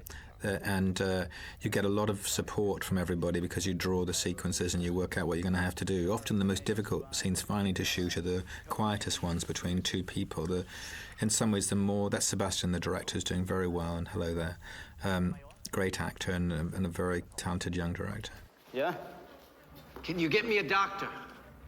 I'm sick. Ich weiß nicht warum. I'm leaking blood. Jürgen, who's a tremendously good actor, he was already known from Das Boot and really a first-class actor, was in a pair of extremely uncomfortable boots, which I think obsessed him throughout the shooting. So all I can remember from this scene is how miserable he was because his boots didn't fit him, and he was in great pain, I think. So he's the torturer, but I think he's the one who's being tortured by the costume here. Beautifully lit by John, this scene, and we used a room which had this ceiling light. I mean, not light and electrolyte, but a hole in the ceiling, and it gave us this beautiful source. Points at you. You only see trouble.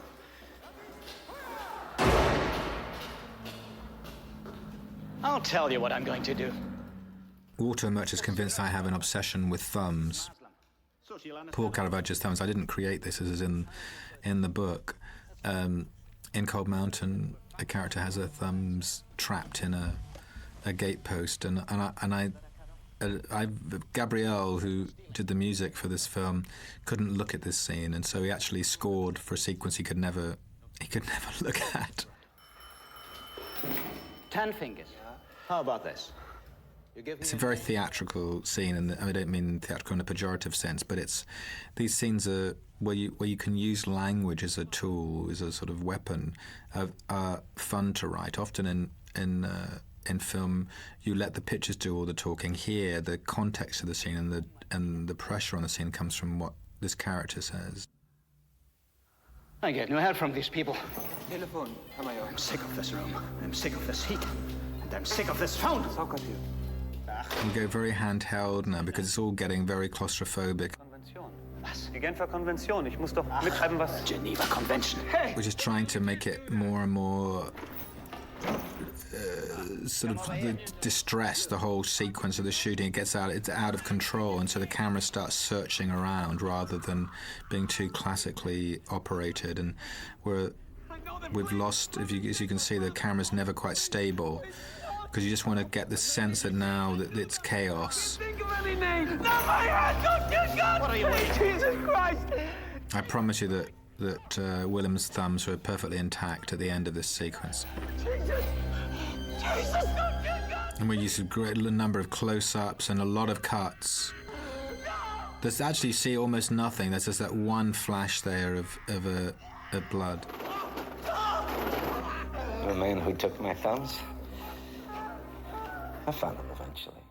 It's a much shorter sequence than I remember, actually. Willem here is holding a pair of prosthetic hands, which, and if we could just, tilt down here, we'd see this enormously common. It was very difficult to operate. They were articulated hands that Henson's made for us, and his own, they were strapped to his elbows. And so there's a wonderful photograph that Brigitte Lacombe took, who's a photographer who I love and who works with us, where you see Willem's real arms and then these strange prosthetic arms poking out, looking like somebody from the Storyteller series. And where are the expedition maps? In my room. Those maps belong to His Majesty's... And again, Maddox, his character played by Gillian Wadham, who's another friend and wonderful actor, again, who doesn't ever seem right when he's wearing contemporary clothes, but seemed to have been plucked out of the 1930s. This arrived this morning. The relationship between Maddox and Almásy in the novel and originally in my screenplay was of paramount importance. I felt that the friendship and the testing of their friendship and the consequence of their friendship was as many ways as important to me and as resonant to me as any of the more conventional love stories. Spears. In a war, if you were in the desert, you were in North Africa. Own the desert. Maddox. That place. The way that the English deal with emotion, the way that That place at the base of a... this, for God's sake, man, pull yourself together, is one of the lines that stays forever in my mind. Does it have an official name? For God's sake, man. Pull yourself together. This totally unraveled Almásy at this point. The Pathé News, this is a sort of a sequence I liked very much, and I remember as a kid going to the cinema and seeing Pathé News and just being, not quite in this period, but in the 60s, just going to Saturday morning pictures and watching the news. And I wanted to get a reference to the Isle of Wight in here, and so the next bit of newsreel is from a swimming event on the island, and Sandown Bay. This is so that when my friends from the island go, they can have a laugh. But also, again, that it's Michael Ondaatje is a man in love with the cinema, and with the history of cinema, and a lot of his writing, I think, pays homage to cinema. And the film has all kinds of evocations. It's got there clearly are echoes of Casablanca and the story. I mean, in a sort of deflected way. And also film, like music, sort of tells you the period, tells you the nature of the period. And it's all stolen. Everything is stolen in this film. That was, if there was one word to describe the relationship, it's stolen. Stolen moments played out in all these public places. Say goodbye here. I'm not agreeing. Don't think I'm agreeing, because I'm not. Any minute now he'll find out we'll barge into someone. This walk away is very important here.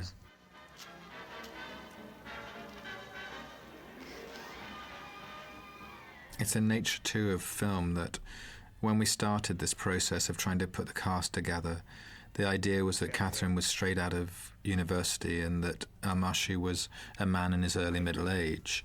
And we ended up casting two contemporaries who were just approaching their 30s.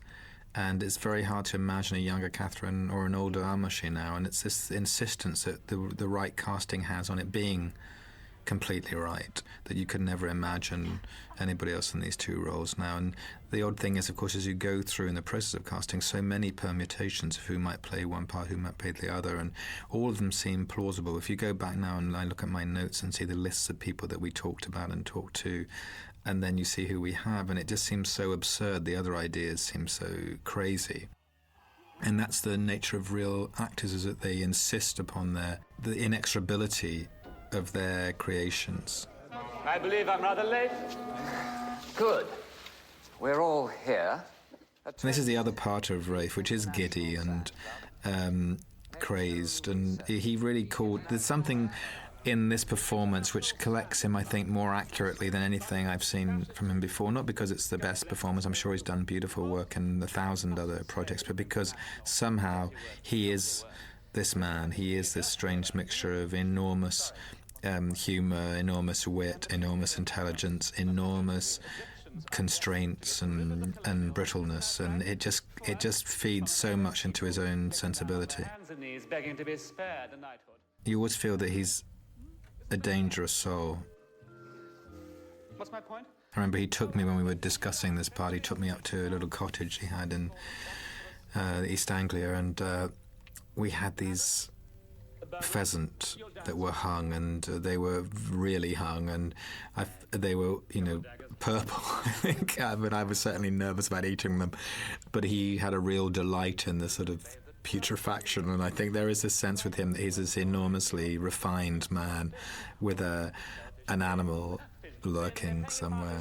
But these were the words, actually, before they were cleaned up.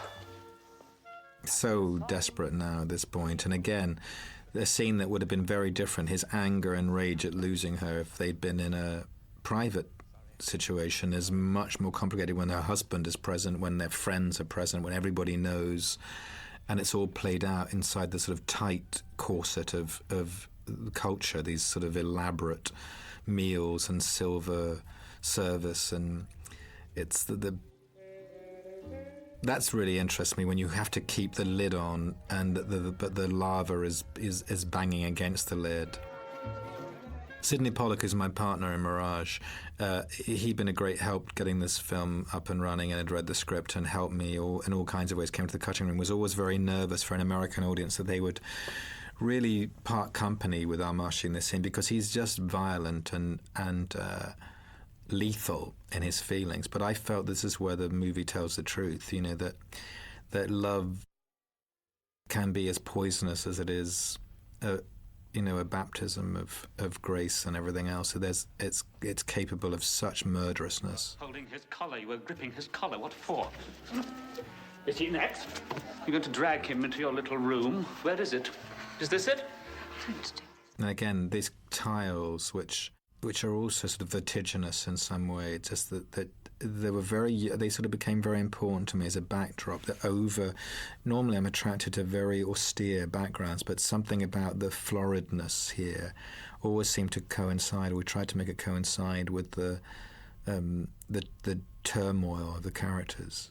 And yet again, this hand that the image is asking you to focus on. Dance with me.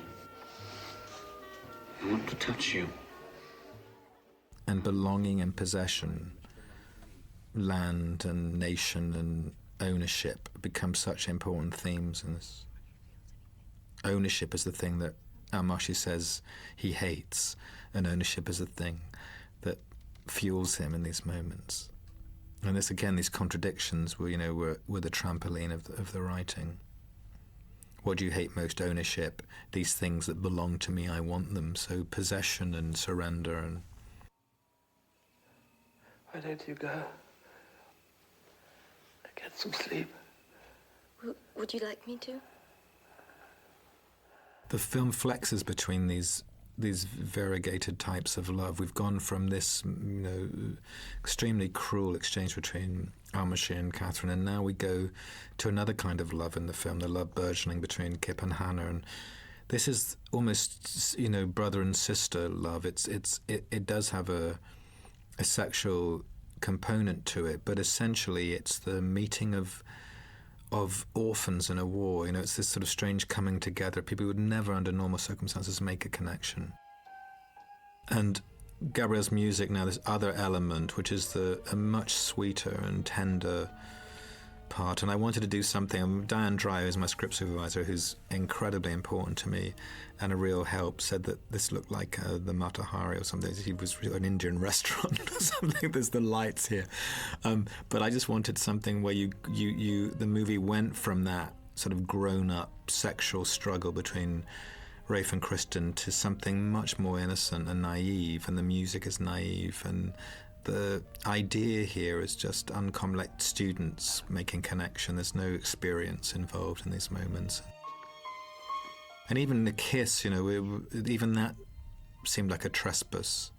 So I've tried to sort of do it more discreetly, whereas the other parts of love in the film are often sort of full on. I wanted this all to be glancing. And if you've seen a scene of, rather violent lovemaking between Almásy and Katharine, the correlative for Kip and Hana had to be quite different. So I wanted to do a sort of lovemaking scene which had no physical connection.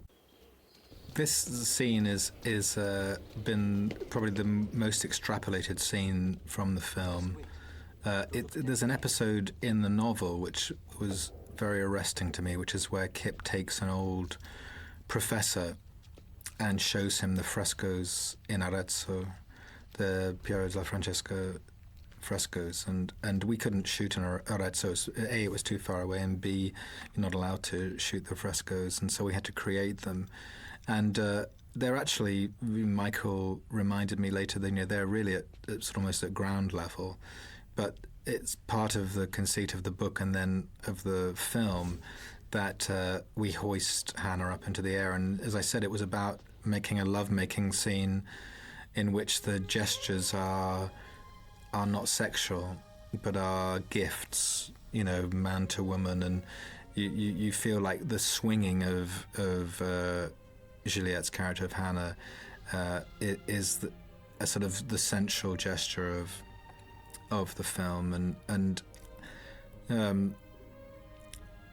everything is about her in this sequence. And she tells you she delivers the joy to you, and very hard to do this. We actually created this whole set in the studio at Cinecittà, or rather Stuart did, with his team, and it's a fantastic expression of the film, I think, because it's dreamy and romantic, and it's come hard on the heels of that drunken sequence in Cairo. And it's everything in film is context, what follows what, and that's why post-production is so interesting, particularly in a film like this, which has no real narrative logic. It's just about how to inflect one mood against the next, and this scene in another part of the film would have had no meaning, and we struggled with its placement to make sure that we were ready for it. We were ready for the relief it offers. And again, it's a very brief moment, and but the film is about finding 2 or 3 moments which really deliver, and this one delivered for us, thank God. And Gabriel's music is beautiful here. Very hard because it's the one time, and I've never done it since because of this, where the temp music, in post-production you often add a piece of music to just see how the scene is going to work, and then there's a danger of attachment to that temp music, and the poor composer comes late to the table and brings new music, and often it seems to be less auspicious than the temp music you put on. In fact, it's just to do with how film quickly acquires its own logic and its own necessity, and so you believe that the music you've been listening to as you've watched an image was the right music, and anything that you put on afterwards is the wrong music. In fact, quite the reverse in this case. It was a beautiful piece of the score that was a subject of great scrutiny in the recording and post-production, because we would all just grown used to feeling that the truth of the scene was this other piece of music, and the recording of it at Air Studios in Hampstead was a fraught one, because we all felt that we were losing something, because our ears were just, stopped up with the previous sound, and once we'd surrendered to it and let go, we realised that what Gabrielle had done was just beautiful, and it's a strange combination of elements there, of Juliette's performance of Naveen, of the set, of the lighting and the music, which gives you that, what I saw later, realised later meant a great deal to the audience who blessed this film when it was released.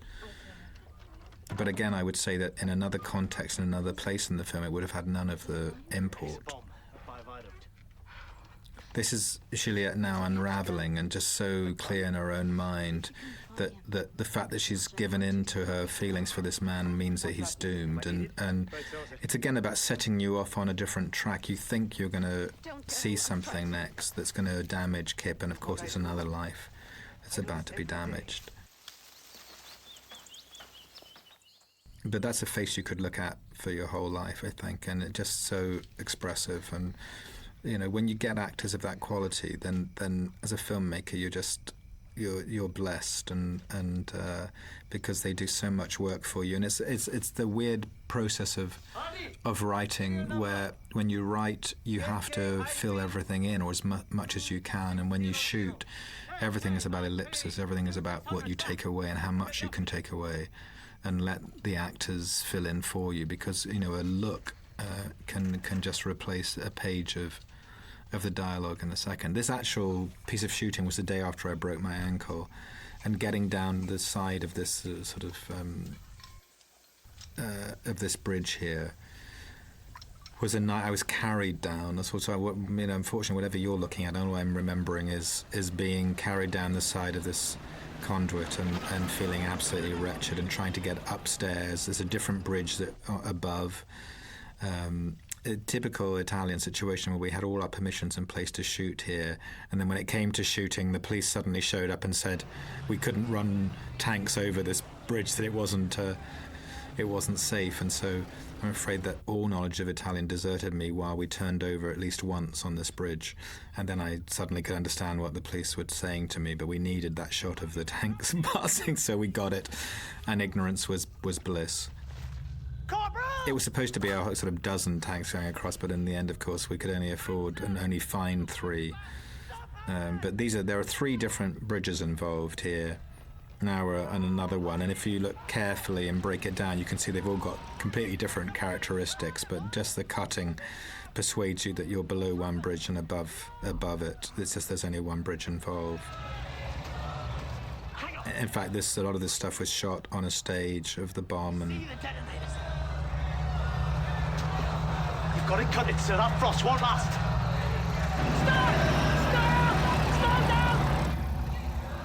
Fuller's Earth, which is the filmmaker's most precious substance, which gives you the sense that the bridge is about to collapse, and as far as the police were concerned, it was about to collapse anyway in reality, with all these vehicles on top.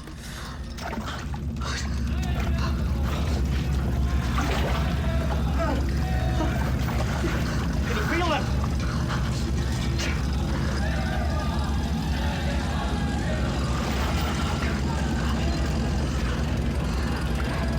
Cut it, sir.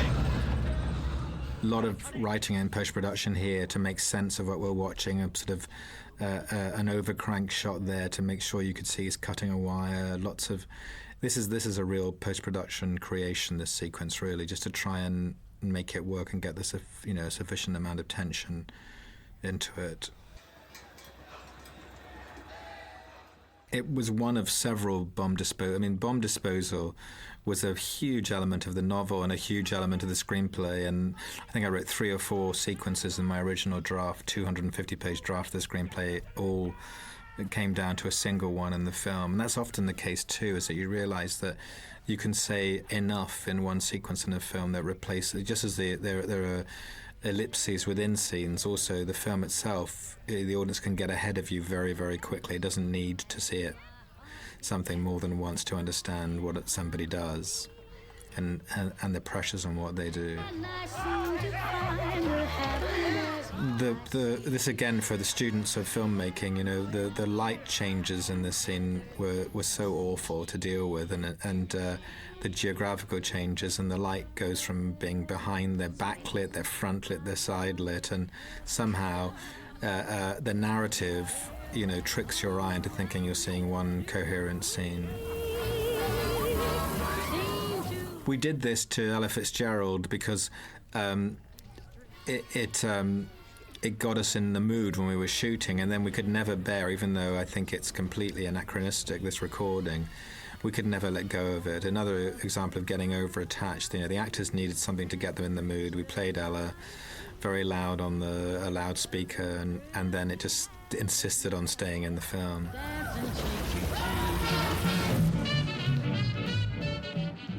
Another translate behind Kip's head to, you know, we're in the studio in Cinecittà, we're trying to get a sense of the exterior world. And also just this sense of fun and relaxation. You know, there's my mother playing the accordion, there's my father behind her and the tambourine, and my aunt next to her. There's my aunt, Auntie Betty, hi. And this was partly because my mother and her sister and her third sister who's died were part of an accordion trio, and I wanted to, this festa at the end of the war, I wanted to get my parents in the movie, of course, and so we got these wonderful accordionists to show up, and that's my mum and dad and my aunt. This is a statue that we built in the square in Pienza, and when we arrived here to shoot, the statue had been up for a week or so, and tourists were bewildered by it, photographing it, trying to sit on it, then realizing it was fiberglass and getting extremely confused. I saw a wonderful thing of a guy sitting down with a tourist guide and a sandwich, and the whole thing buckled underneath his backside, and was very, very perturbed, because obviously there was no such monument.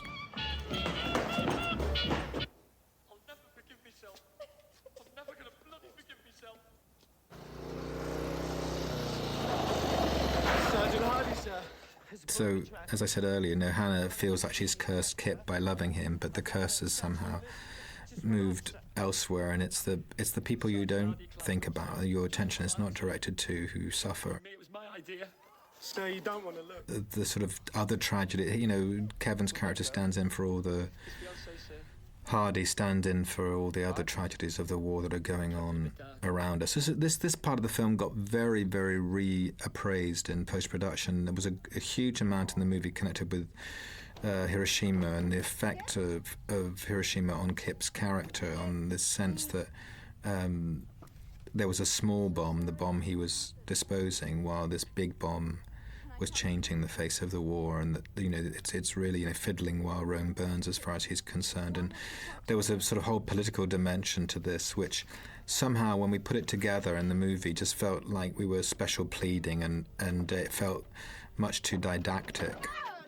And Saul Zaentz, who, you know, is a veteran in every sense, had been in Italy at the end of the war as a young member of the United States forces. He was in the Navy, and he'd been off the coast of Italy, and he said that when the news of Hiroshima broke out, people didn't interpret it quite so quickly as a cataclysmic event in history. They just thought that it was a ticket home.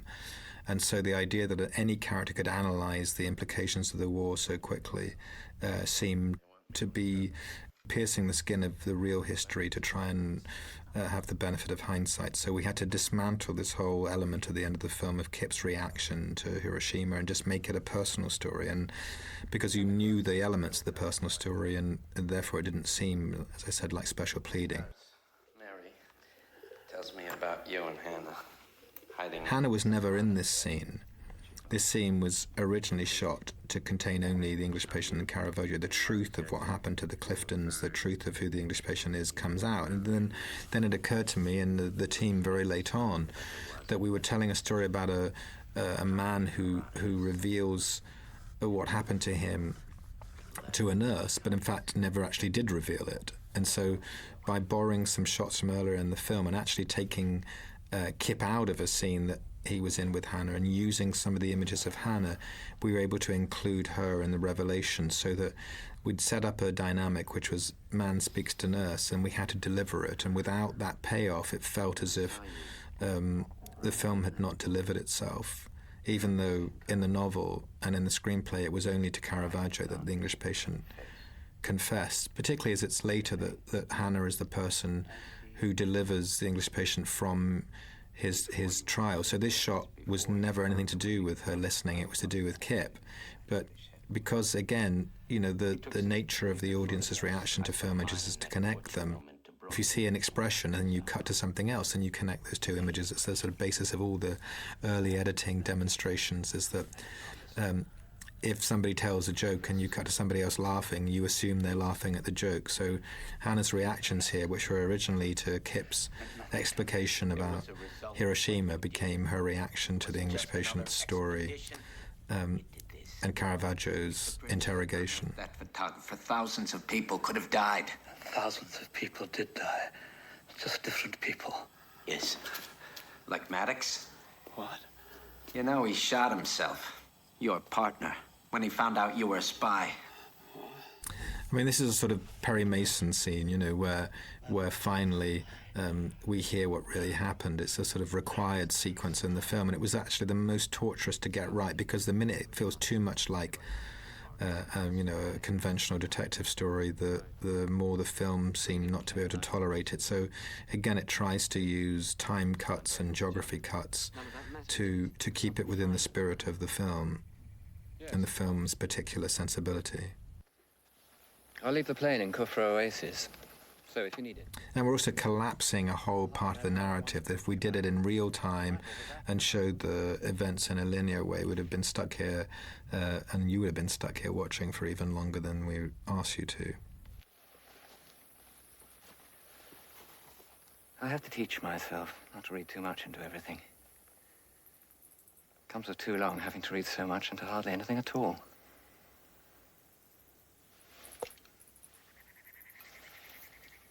Goodbye, my friend. Allah ma'ak, ya habibi. There is no God. The one scene I kept to the very end of the writing was a scene in Dorset where Maddox learns of the events of the story of Catherine's death and Geoffrey Clifton's death. And it was all about a wisteria tree, and I just thought it was the best bit of writing in the film, and we clung to it. I researched it. I scouted the wisteria tree. We found the house. There was a wisteria tree in Downshire Hill in Hampstead, where I live, and I always used to look at it in its sort of wonder every spring, and I wanted to get something like that into this movie. It was such a sort of English obsession with gardening, and I hung on, and then it was the last sequence in England that we cut, so we never did go to Dorset. And you didn't kill the Cliftons? Poor Ray, 5 hours a day in that sort of suit, that awful prosthetic suit he had to wear. And there's Hana again, actually not looking down through the floor at the English patient, but looking up at Naveen. But somehow we managed to pull this strange architecture off and geography off, and we all feel, when I'm looking at it now, it seems much more seamless than it did when we first tried to put it together. Maybe I did.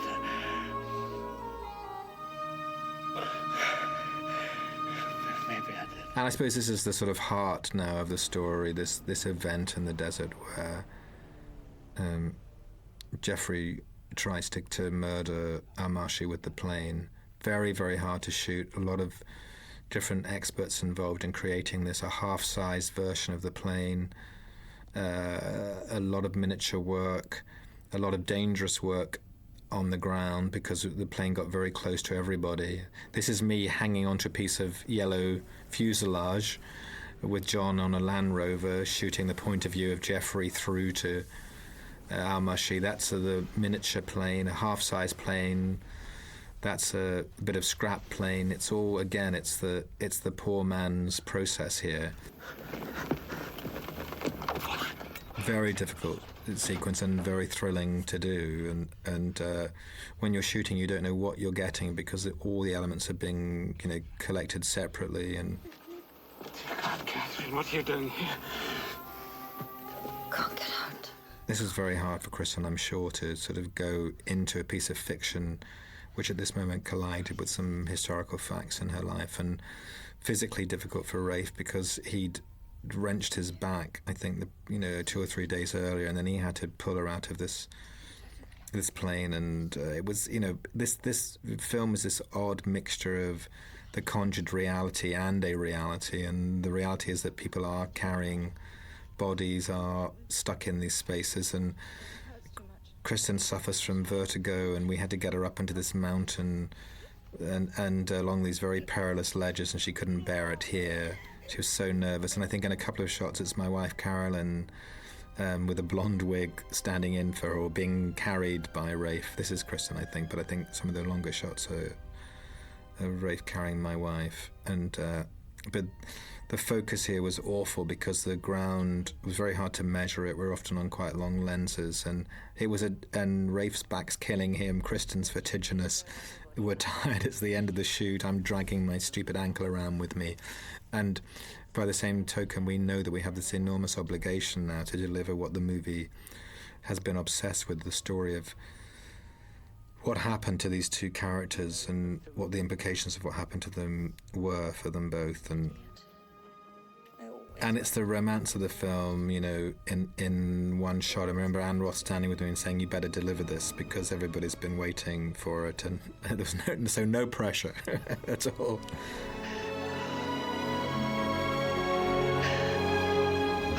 And this is a very dangerous location, and there was a tiny, narrow strip for them to walk along, and so what happens often is that the contingent elements, the sort of practicalities of the day get in the way of the images that you're trying to create, which have to last way beyond the day of filming. And it's also the truth of filmmaking is that you're collecting images which you hope will last forever, but you have to collect them on a particular day, irrespective of the weather, irrespective of everybody's physical condition, irrespective of what you shot the day before, often completely out of sequence. And it's an odd thing that finally, when you go away from the practicalities of film, as long as your intentions are correct and your purpose is correct, somehow the film glues itself back together again in the way that you intended. But at the time, it often feels like, for all your preparation, for all the care that you've had and the number of drafts that you've written, that you're just throwing it away in the chaos of a particular day and a particular time, and it's not what you hoped for.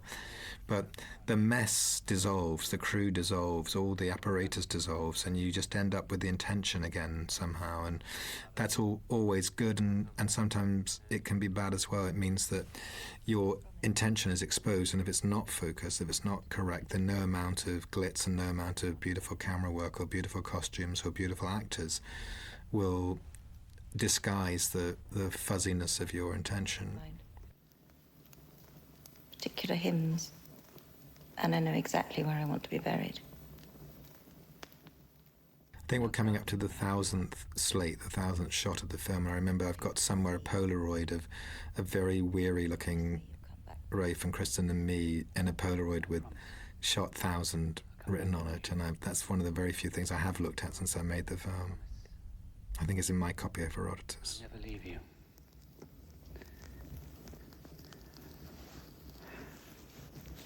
You have plenty of water and food. I'll open them for you. A great deal of discussion about the nature of decomposition, how long you could stay in a cave.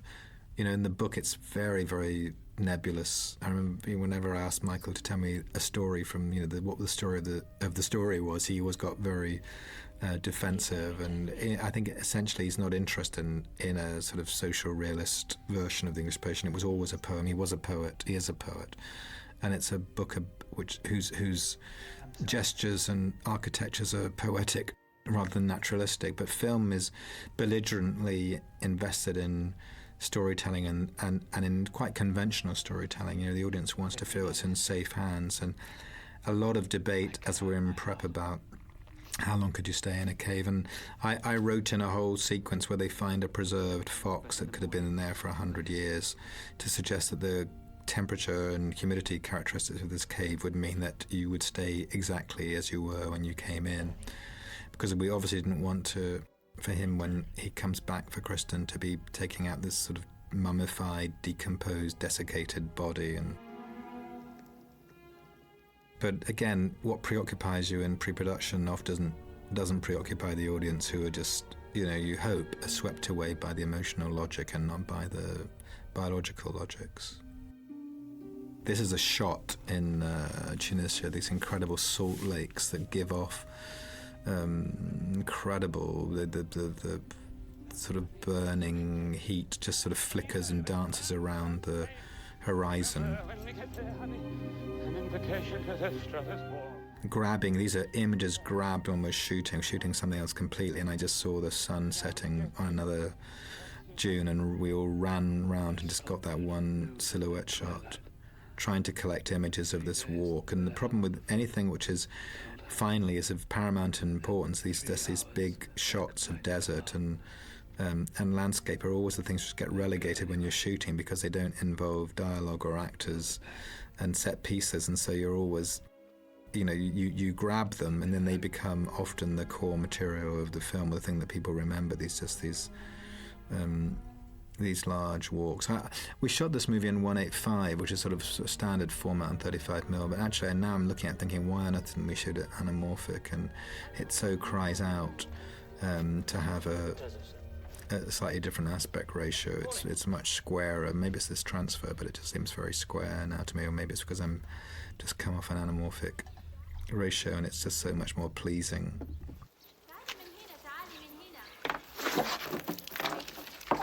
Hey, golly, where have you come from then? There's been an accident. I need a doctor. Some of these, you know, parts of Tunisia are so exquisite, these little walled towns. I need morphine. May I see your papers, sir? Fantastically strong backgrounds, and this is the sort of background that I tend to gravitate towards, where there's sort of monochromatic elements behind, because the heads just all pop in a very different way from, but you know, as I said, I tried to use the complex surfaces of some of the interiors in the Cairo interiors to talk about the argument, sort of intellectual arguments that are going on inside these characters. Here, you're sort of going for a much more epic look, and then the monochrome backgrounds seem to push the faces out to you much better. Almásy. Do you mind spelling that? Look, listen to me, will you? What nationality would that be? A woman is dying. My wife is dying. I have been walking.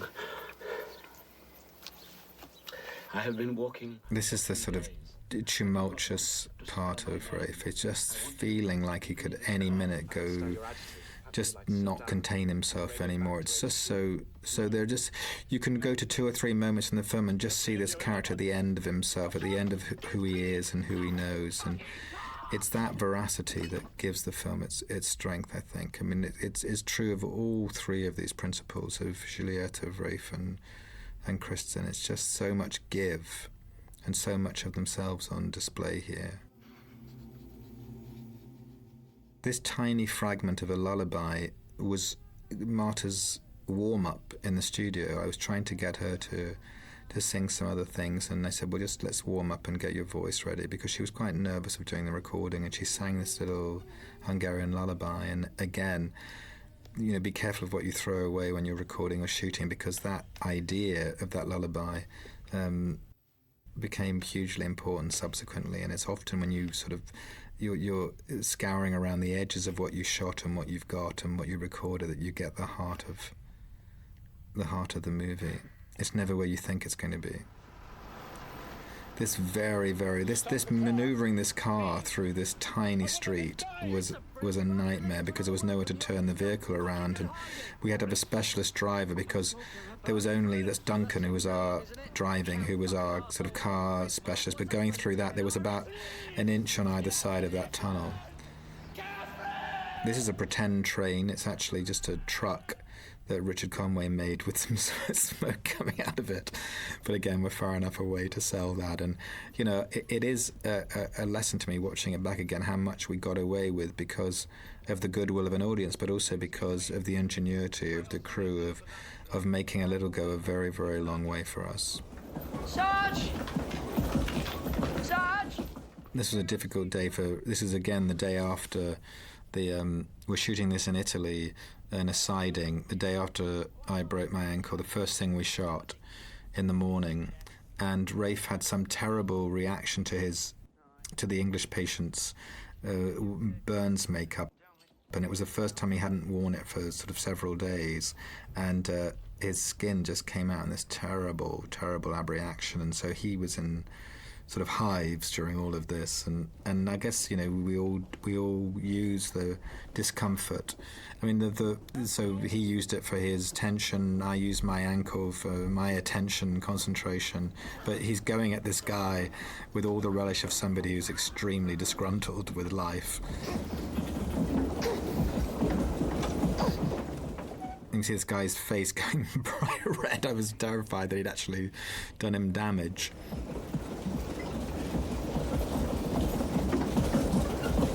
It's very hard to communicate to an audience, and there's no reason to communicate, I suppose. It doesn't make the film any better. Just what it means to make a movie of this scale over such a long period of time. It's just, it's as much to do with stamina as it's to do with inspiration or aesthetic. It's just, can you hang on and get through the privations of energy and discomfort and temperature that a movie like this inevitably engages you in. And that's why you so rely on a good team and good team spirit to just get you through the bad days. And even that little sequence there, you know, was the one time we had a really serious neg scratch, and that sort of confection of a train, not a real train. And the stunt of him jumping off, all that was so hard to do, and then we ended up with a huge scratch, negative scratch right through the middle of it, and we'd already moved, and fixing it was just a nightmare.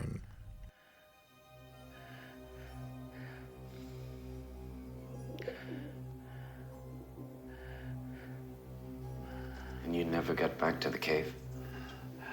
I did get back. I kept my promise. I was assisted by the Germans. Again, this is all post-production writing to just simplify the storytelling, and I can't even remember what we were simplifying now, how many scenes this collapsed, but this is all written in post, his voiceover here. Guten Flug.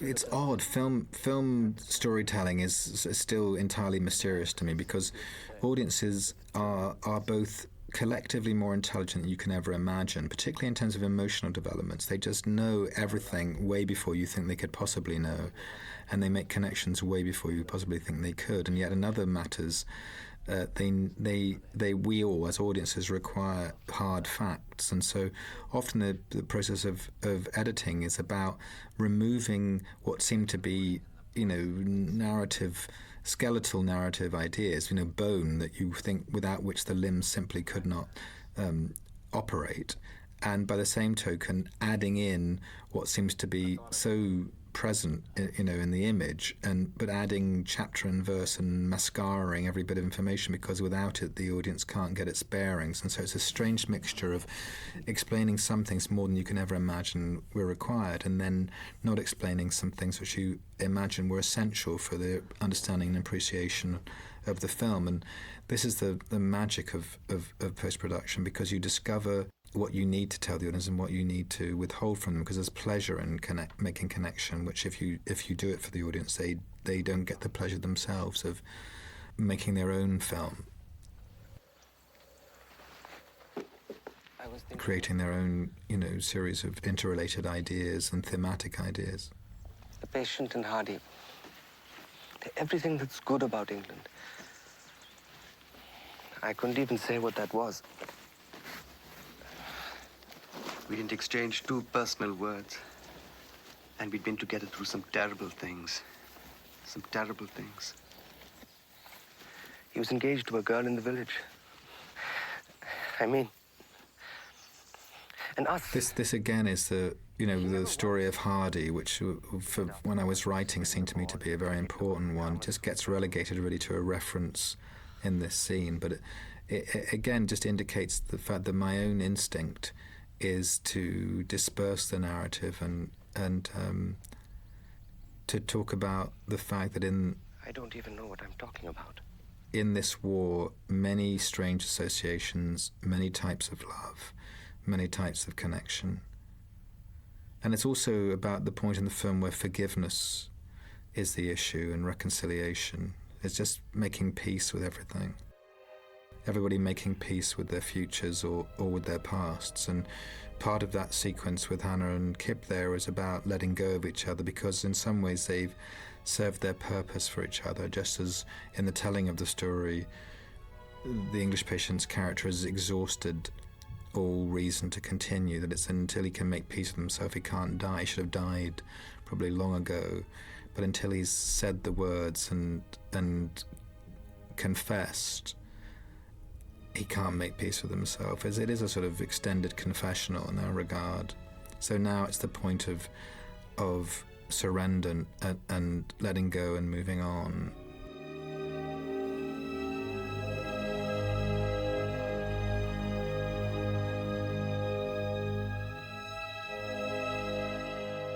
It is like an opera in a way, the film. It's got these arias and these sort of mythic elements. They don't really stand up to too much naturalistic scrutiny. Puccini was one of the references that Gabriel and I had when we were putting the score together and talking about what the score would comprise. And the theme that gets its biggest articulation in the exit from the cave is like a Turandot or something else, and unashamedly so. I think that the cinema in Britain and often in America is so ashamed of emotion and also feels like it's not hip. But I know for myself that fiction is cathartic and does exist for us and able to project ourselves into and empathize. And the tragedy, which is a word I was never allowed to use in the press, when we were doing publicity, the marketing people kept saying to me, please don't say it's a tragedy, audiences don't like tragedies. But in fact, of course, I think audiences are desperate for tragedy and for the catharsis and release of tragedy, and that weeping when it's justified, when you have committed to some people and their circumstances and their impossible circumstances, is the most releasing. And laughter and tears, those are the two things that you want to earn in a film, because they're the two most useful. If fiction is a kind of gymnasium for the emotions, then let's try and work them all out if we can, and work out the tears and work out the laughter. I think what it is that we resist the feeling of being manipulated, and so you have to work very hard to feel like you've earned. You can get tears probably more easily than you can get laughter in a film, and you just have to make damn sure that they're earned and they're real.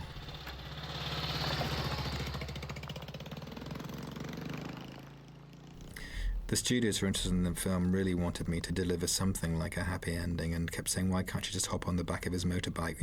What would it damage? But the point is that the reality of this war is that the connections that were made during the time of war did not continue often in the times of peace, and suddenly you'd have a Canadian nurse and a Sikh sapper looking at each other in some country where neither of them really belong. And that it felt like cheating to me to simplify the ending.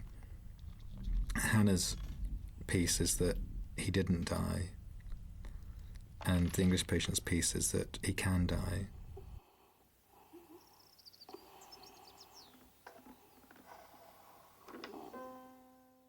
we played the Goldberg variation throughout the filming of this.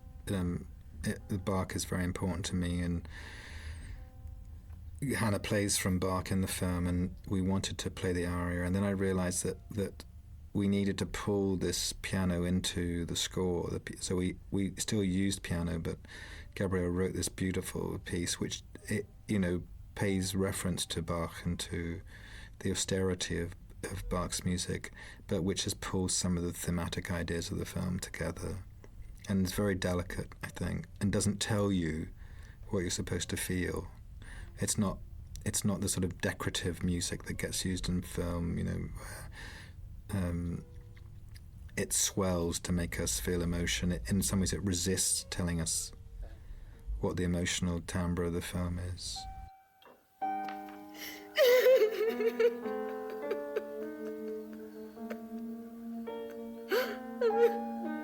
Read to me, will you? The release of Hana here, of course, is the tension to the English patient's own calm. So she, in a way, she does the feeling for him here. And language is the thing he asks for. He wants the literature in this moment.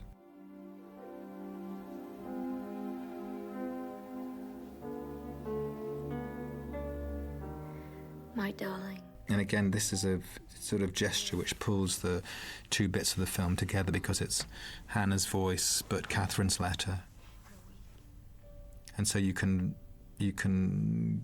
cut between these two geographies and two time sequences and create something which you hope the whole of which is much greater than any particular element. So it's that we're beginning to hear now Catherine's voice. I really ought to drag myself outside, but then there'd be the sun. But it's articulated through Hannah's reading. On the paintings and on writing these words. We die. We die. I actually shot this with Kristin in the bed next to Rafe at a certain point, because I had a whole idea about revealing her in the room because she was such a presence. But again, that was too literal an incarnation of a metaphorical idea and just seemed crazy when we actually got it into the film. But its presence is in it because her presence is in the room literally, and so she's conjured somehow, and Hannah's reading with the complication of having a character who's not in the scene present. We're the real countries, not the boundaries drawn on maps. And unashamedly, the manifesto of the film is contained in this note, and I wanted it to be, and it's the thing that most struck me about the book. I know you'll come and carry me out into the Palace of Winds.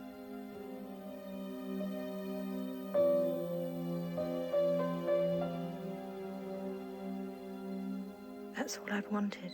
I mean, it's unashamedly lyrical writing, and you're either in the market for it or you're not. I certainly was, and I certainly believe that even if the stuff of film writing is not what people say to each other, or certainly the job of the dramatist is to dramatize a crash, to write an effect, to write a physical gesture, it doesn't mean that words are not valuable. And there's a great investment in language here as another tool of the film writer's art and the filmmaker's art.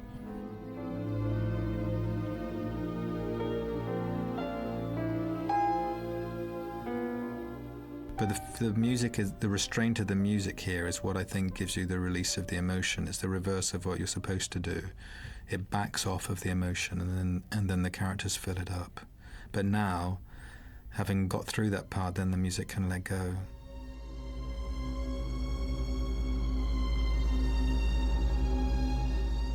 And I always think that the job of a great score is that as soon as you hear the music, you remember the film. And in all the scores I've loved, that's been the case, that you say the name of the film to yourself and you can hear the music. And again, the book was the thing, and so the book is the thing that she takes with her, because the whole story of the film is contained within it. And I love that empty shot of the room. I remember that feeling when we did it. It was the last shot we did in there, and it felt like this, we'd been there and we'd taken the film and then we left the monastery. She'll take you as far as Florence. And I wanted this idea I had very early on when I was writing, this idea of the striating light, that somehow that the emotion would be in the play of light on her face. And so when I was scouting in these cypress trees, created this sort of zebra crossing of light. And you just see it now going in and out of the trees. That would tell us, in a sort of mysterious way, the past and the present colliding. And this face of this child, I remember somebody saying, who is that child? And I said, well, it's about innocence, and it's about returning to the world. You've been out of the world, now you return to it. And her face somehow caught in those shafts of light, Juliette's face, would say that was the appeasement, that was the future. And then now we get this big, fat, brilliant theme, very complicated crane shot in the studio in Cinecittà, and then using a plate from the desert.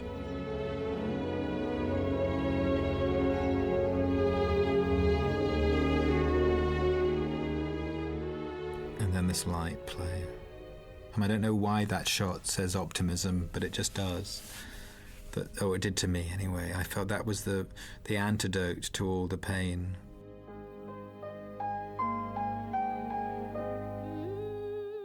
And then with this very strange thing of this completely dissonant piece of music, or this lullaby going against the piano. Different keys, different tonalities, different scales, but again, just a strange alchemy. And, it's a lot of every filmmaker when they try and make gold, that sometimes they've just made some much baser substance. But in this case, I think that we were able to create something that found an audience that, we either deserved or we didn't, but we could never possibly hope for.